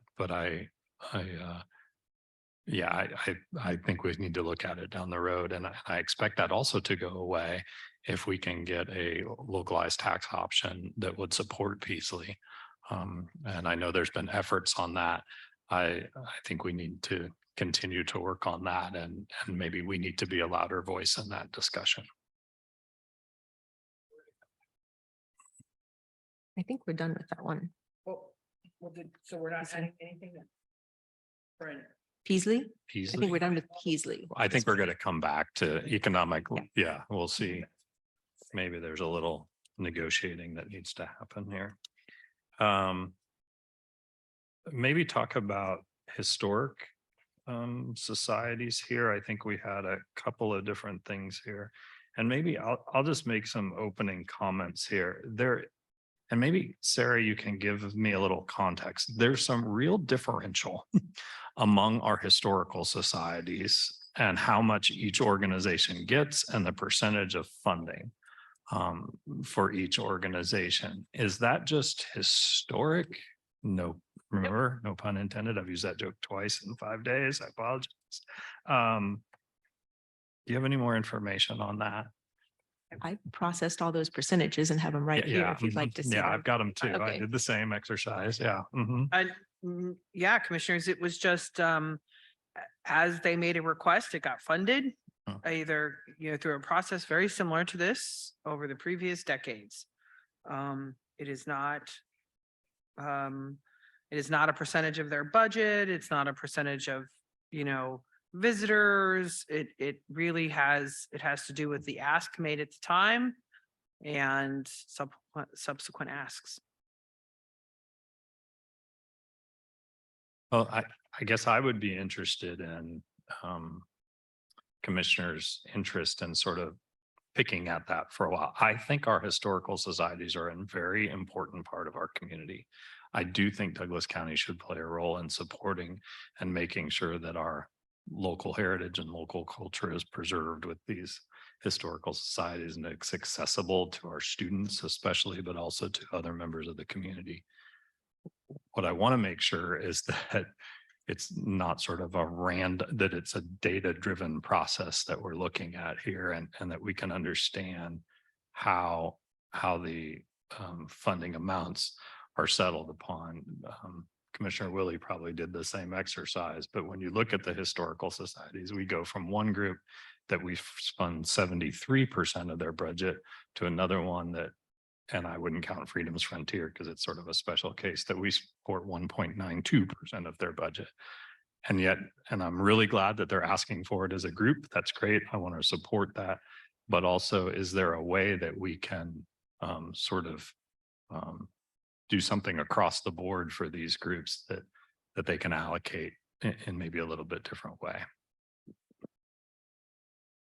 And I'm excited to have that conversation. As you mentioned, I was pulling those numbers also, and also kind of looking at two of those are supported with city funds. Also, one of the Watkins is supported with some funds from the city of Lawrence. The Eudora Historical Society is supported with some dollars from city of Eudora. The others are not. Some of those are not city based. They are telling rural stories. So I looked at just the difference in funding between them all. It's hard for me to tease out like how much collaboration is happening. I think it is definitely increasing, and I think the positions that they've asked for will help as we have staff members that work across these historical societies.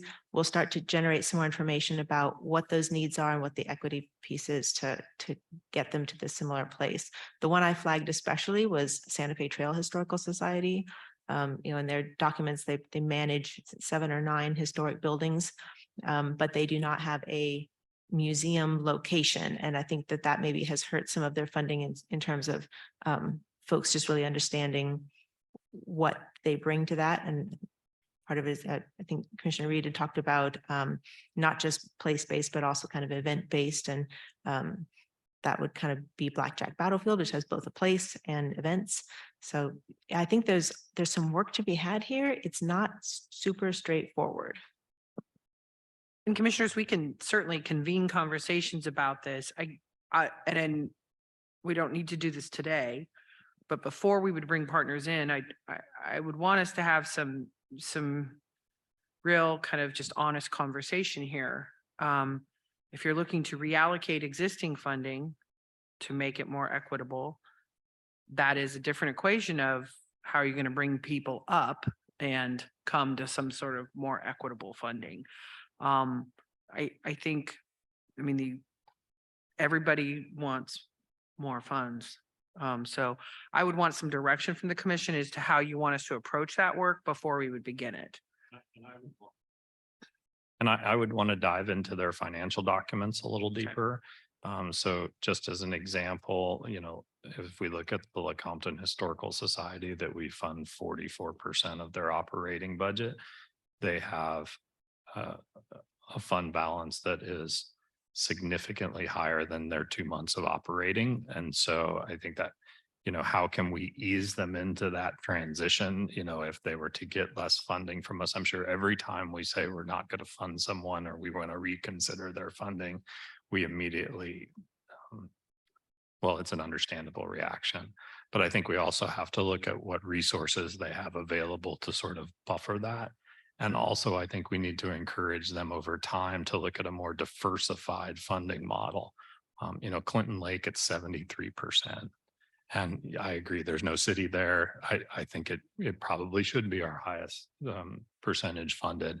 But at also 73%, as I said earlier, doesn't sound like a partnership to me. It sounds like a county department, especially at the dollars that Clinton Lake gets. We have employees who make more than that. So it's just something to think about. And I guess I kind of looked at the opposite way of healing some of that back. It'd be to, I think with some relatively small funds, make some big differences to organizations that are mostly volunteer led. And that's, community members are putting a lot of time in here in addition to the staff numbers that would be reflected in these costs. So I think a relatively small number could bring back some equity between organizations.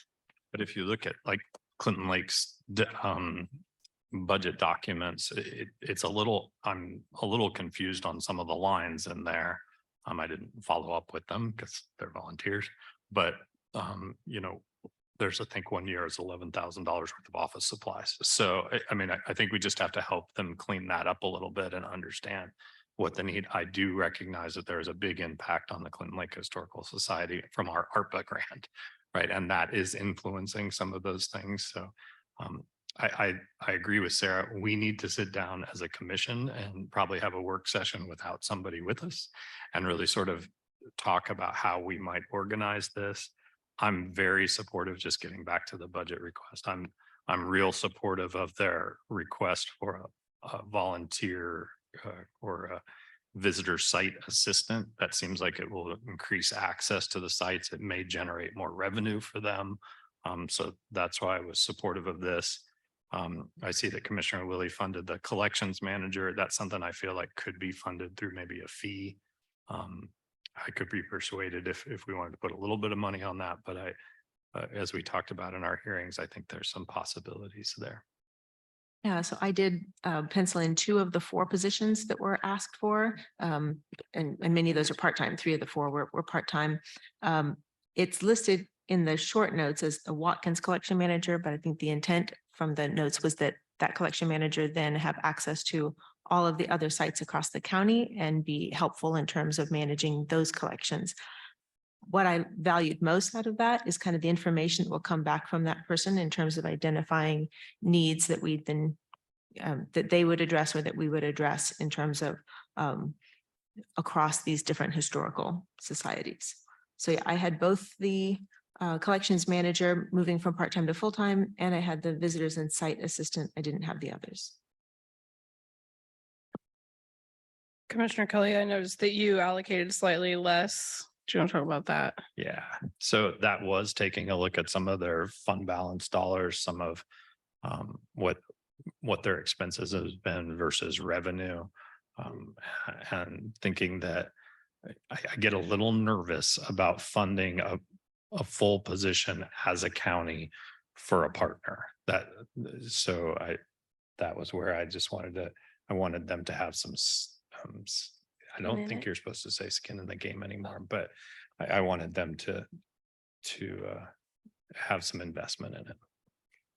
I would, especially for the collections manager, be willing to entertain a conversation about that being, a one-time fund. So for 1 year, you have this expanded position, bring that data back and help us understand our historical societies better as a possible route. I like that idea. I could get behind that idea. We can certainly authorize it as one time. I will just say it.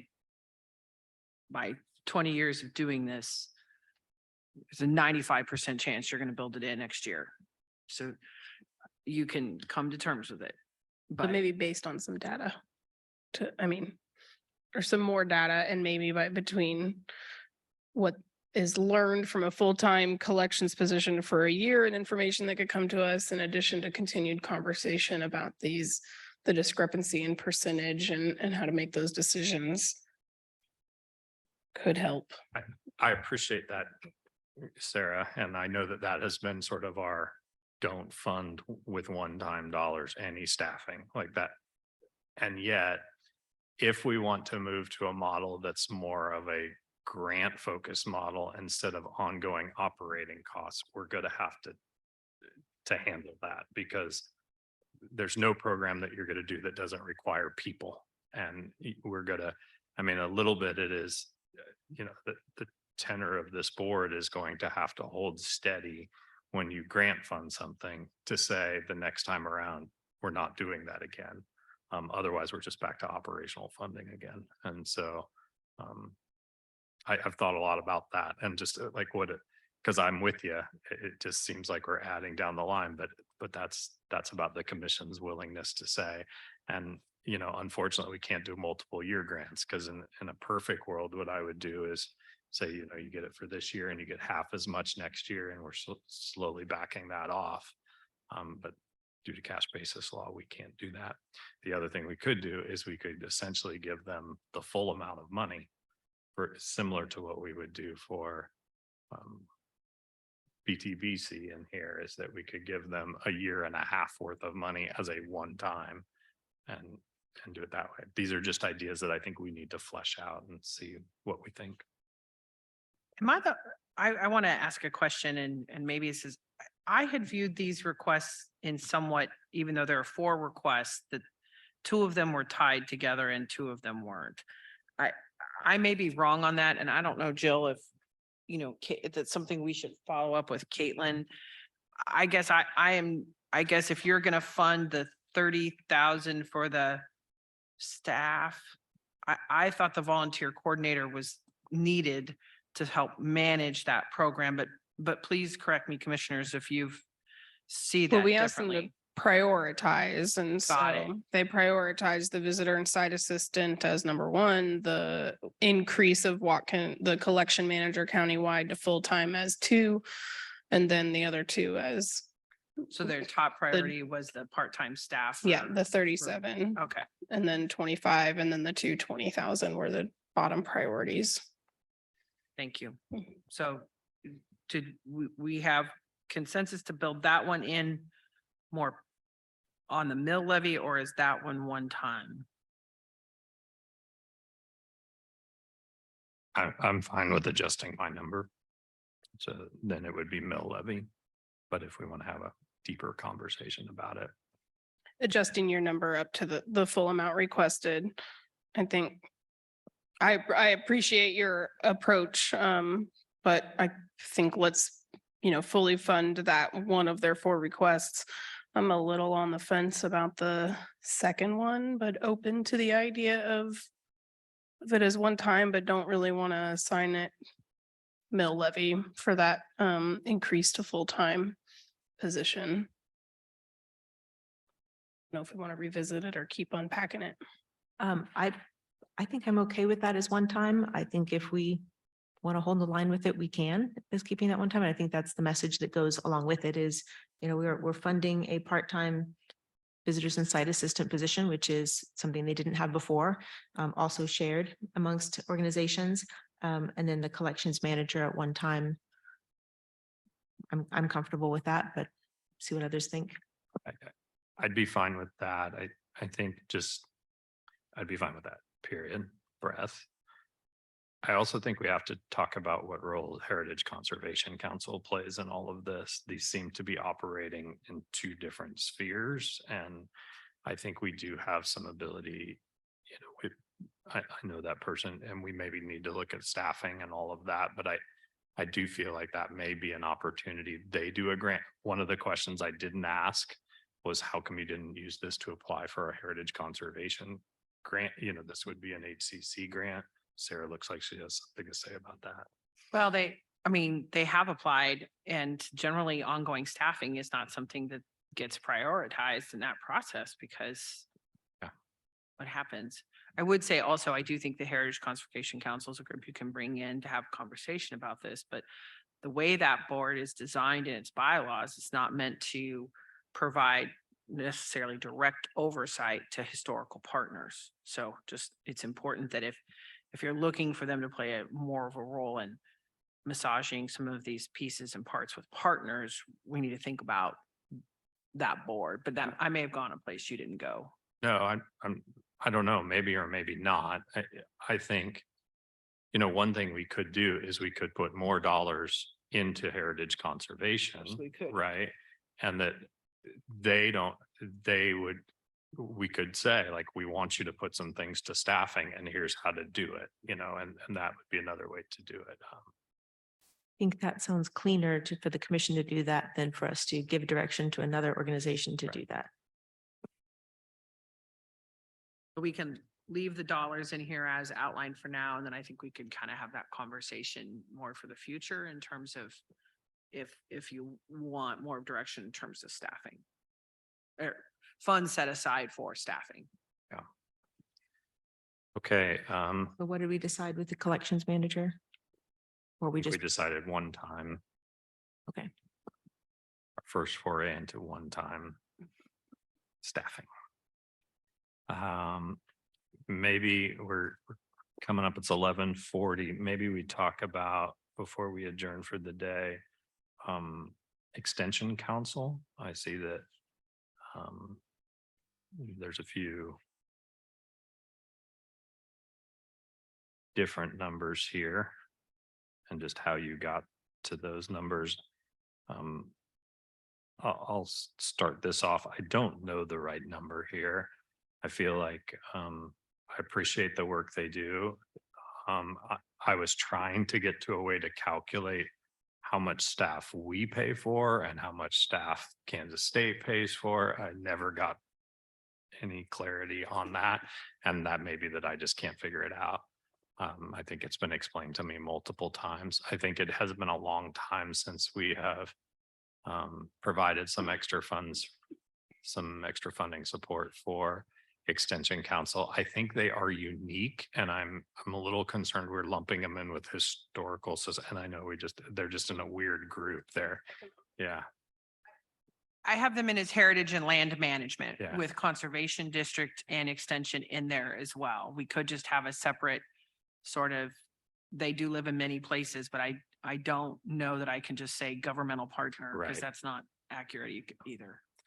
Yeah, I mean, and you could argue they are economic development. You could argue that they're health and welfare. I mean, they go in a lot of different categories, so I recognize that.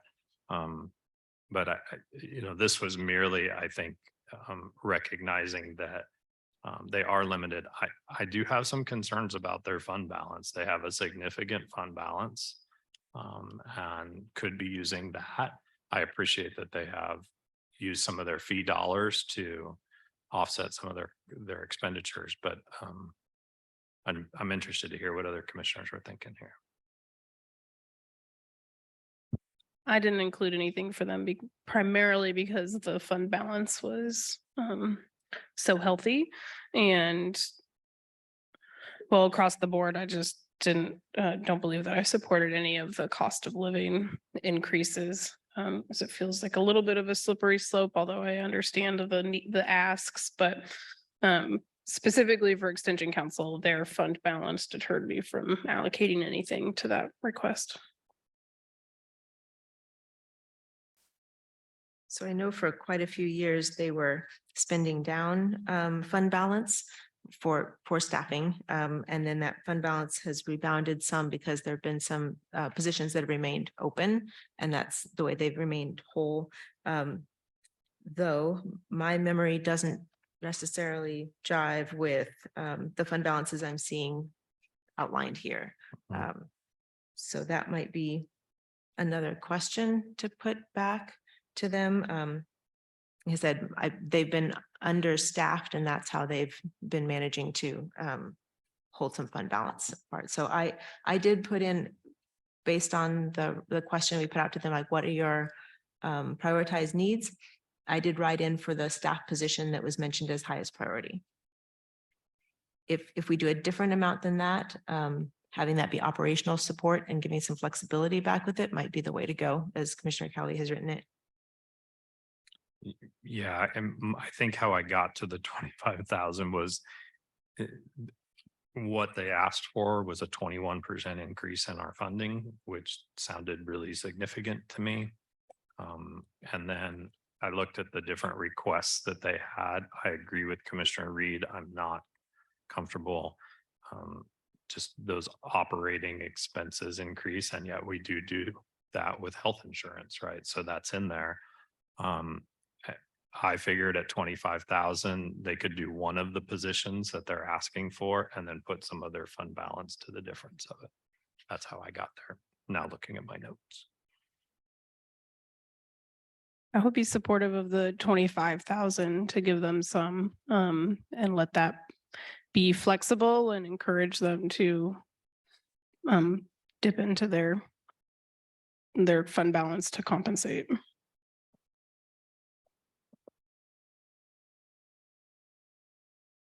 I would support more than 25,000 if there's any interest in that.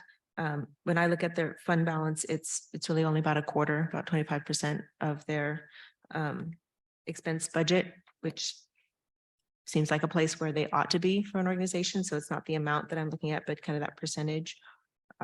Is there any interest in more than 25,000, or is that kind of the direction we're headed? Do you have a number in mind? Well, if it's not the 64,843 for the position, then would that be 50?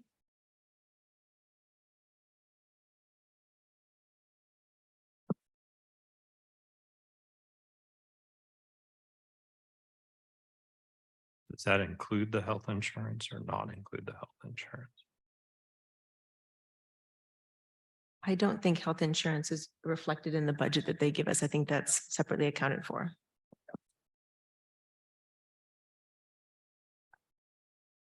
But it would be, I mean, it represents an increase to us. You just don't see the dollar. Mhm.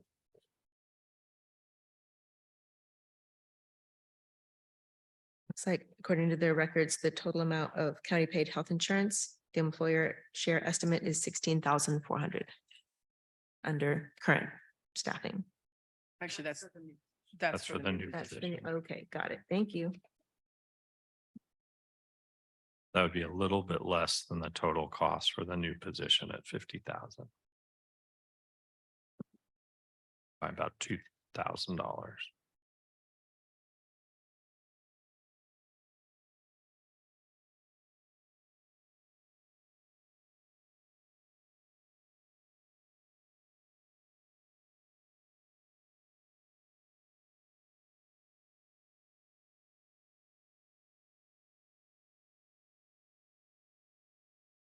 So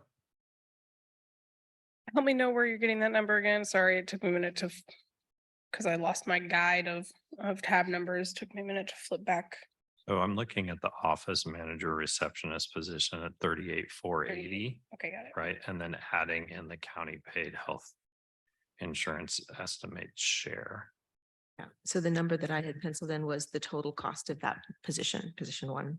Got it. And I guess one of the things I would like the Douglas County Extension Board to consider is what's more important the equity market adjustments that they've asked for multiple years, or the position, the office manager receptionist position. And while we might think that that office manager receptionist position is the most important, I guess that's why I sort of put it in that nebulous 25,000 space, was like, you tell me how you want to spend this. He did prioritize. Right. Yeah. Yeah, so that those following the priorities that he lined out, Mhm. I'd say if we do, less than that amount, we just leave it as flexible and let them allocate those funds as they see appropriate. But I would want to clarify that so normally how we would handle this is that you would add to their line 38,480. And then that 16, is it 16 or 12? The 16,000, we would put in the employee, we would put on their community partner line for health insurance. So the increase to their budget would reflect 38,480. Yeah, that was a little bit confusing to me too. I mean, I decided to just not, I wasn't supportive of either, so I didn't spend too much time on the math, but whether or not that 16,403 would even should be included in the supplemental request, or if it was a totally separate line item. I guess it would It's a just be totally two separate line numbers item. from your perspective. Yeah, and we asked them to reflect it because it does represent a real cost to the community or to your budget.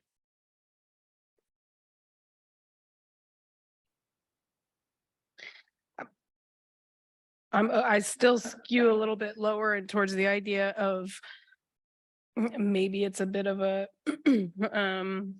perhaps an arbitrary exercise in picking a number and letting them decide how, where to prioritize it. But they did say that that staff position was most important. So But what if we split the difference and call it 38,480 at that funding level? I think, one of the things that occurs to me is this is back to, are you a county department or not? Right. And so if you're getting health insurance, if you're asking for raises, if you're asking for new positions, that sounds like our appraiser's office. That sounds like the treasurer's office. Right. And I think that's something that we need to have a conversation with now. They cannot, based on their charter, but that it just, this one's a wiggly one for me. And I've had lots of conversations with Marlon about it. It's just really tough because as a community partner, we're being asked to fund an organization in a way that we would fund a department. So that Commissioner Reed's suggestion of the 38,480, but leave it flexible for them, is that work with you or not work with you? I'm good with that. So if he wants to put it towards a new position, how do you want me to handle the health insurance? Well, I guess we would say, if you want to put it towards a new position, you could back out the difference in health insurance. We can cover the health insurance, but it would be backed out of you'd have to use. See if I can articulate this. I know what's in my head.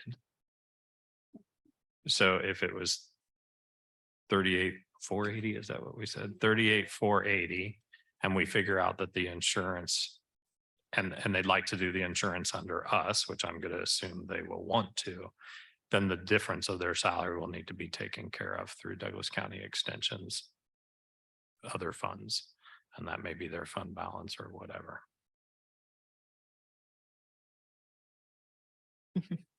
38,480, possibly minus health insurance. That's my suggestion. Okay.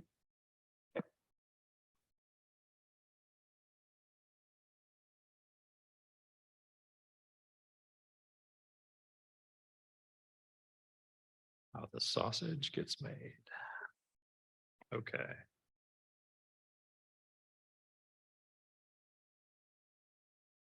Had another Cottonwood you had consensus on. I didn't know if that'd be a quick Oh, yeah. discussion. I think we decided that was one-time funds. And I think, Kimmy, you still had green for Willow. I thought we had discussed that. So before we wrapped up for the day, I wanted to make sure that you had told us to build that in on mill levy. So we have a one-time, we funded the one time, but then the, when you're holding yellow there, I'm holding it in commissioner dollars. got it, that your yellow In is case of commissioner voc- dollars, got Voca- it. Never mind. Vocavawa. Yep, never mind. Yeah. Tricky with the colors. Thank you.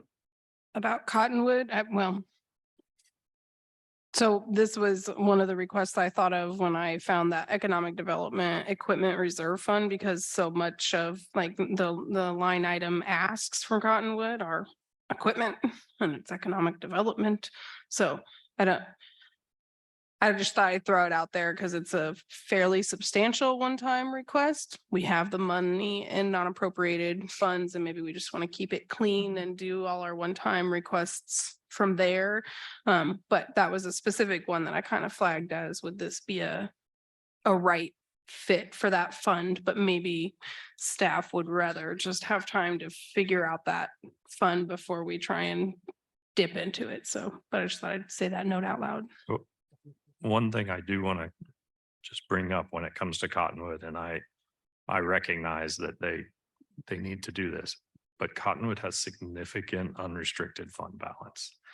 And if we're treating all organizations the same here, that was something I thought about. I don't know, that doesn't answer your question, but I think it's just something for us to pause on and to think even deeper about. Is now I believe theirs is more restricted than they actually articulate in here. And I think we need to be clear. I'm sure you're very clear, Sarah, but I think we need to be, we need to reinforce with them, what it means when we say unrestricted, because as you read the narrative of their analysis of fund balance, sometimes it is, but then it is also a little bit confusing. It says dedicated or restricted cash reserves. So in the narrative, I think they're not matching up in some way. We maybe need two questions there about what's your unrestricted fund balance and then what are your cash or restricted reserves. Yeah, I think a lot of organizations struggle with how to reflect ARPA funds, especially, which were from the county, but not, Right. Yes. but those were one time. I'm okay to pause on that one and do a little deeper dive if that's what you're asking for. I don't know. I want to, I'm just bringing up our own inconsistency as we've talked about fund balance and things like that. And yeah. Yeah, no, I appreciate that and had the same thought. I think mostly the conclusion I reached was that I thought maybe the definition of unrestricted or restricted fund balance was pretty murky for them and a little bit more convoluted with the sort of their overall service area too. And the only thing that tipped me over to supporting it was that it's a one-time request and if it feels sort of time sensitive in terms of the impacts of, federal changes potentially. But agree that it highlights an inconsistency in terms of, it comes back to that conversation about percentage of Douglas County dollars that makes up part of what percentage of their overall budget and what kind of funds are they holding that they could use. And if they can't use them, I would like to understand it better. I don't know that that impacts my decision for this particular ask, again, because it's one time, rather I would pause much more and want to hold back if it was an ongoing request. I do think there's something that we could develop, and it may be guidelines, and it would need to be approved by the board annually before budget requests go out. But we could say, this is our expectation of fund balance, and in order to request supplemental funds, it needs to be here, and some of those things, there could be something in there about, if your expenditures have been significantly less than it could talk about than your revenue. If, I think there are some guidelines that we could put in every year. It would need to be approved by the board. So it's not policy, but I think that would be something good for us to talk about either later this week or at a meeting in the future. As we try to change a culture, and we're giving them plenty of notice up front, because my anticipation is some of the conversations we're having today are going to send some of our organizations spinning a little bit. And I think we need to sort of clarify as we go what our practices will be in the future. I totally agree. That's been one of my pauses of digging in too deeply, is that these are things that have a high value for me, but have not maybe been a part of the larger budget discussion. So giving some folks, another year to absorb that and then set some expectations. I do think those need to probably go out annually prior to March, when the requests for information go out to partners. I'd like to give them as much heads up as possible, but I think there are some questions that are new questions for us to ask that are valuable. And it may help us a little bit in making decisions, because I think we're trying to, and there's a value in that too. I want to express that what you just said, Commissioner, really, like each commissioner brings their own set of values and loyalties and priorities to the process. There's never going to be the rubric that tells us who to fund. And that's part of the challenge of this process, and also part of the reason that we do it. Yeah. And I think those are great conversations to have prior to next year's budget process, because the year after that we'll have 5 of us. And I think having something in place where we articulate those values way ahead of budget time, I think will be helpful for the community, as well as kind of each other, as we're looking out for not only our own interests in there, but kind of the group interests of the commission, see what we flag.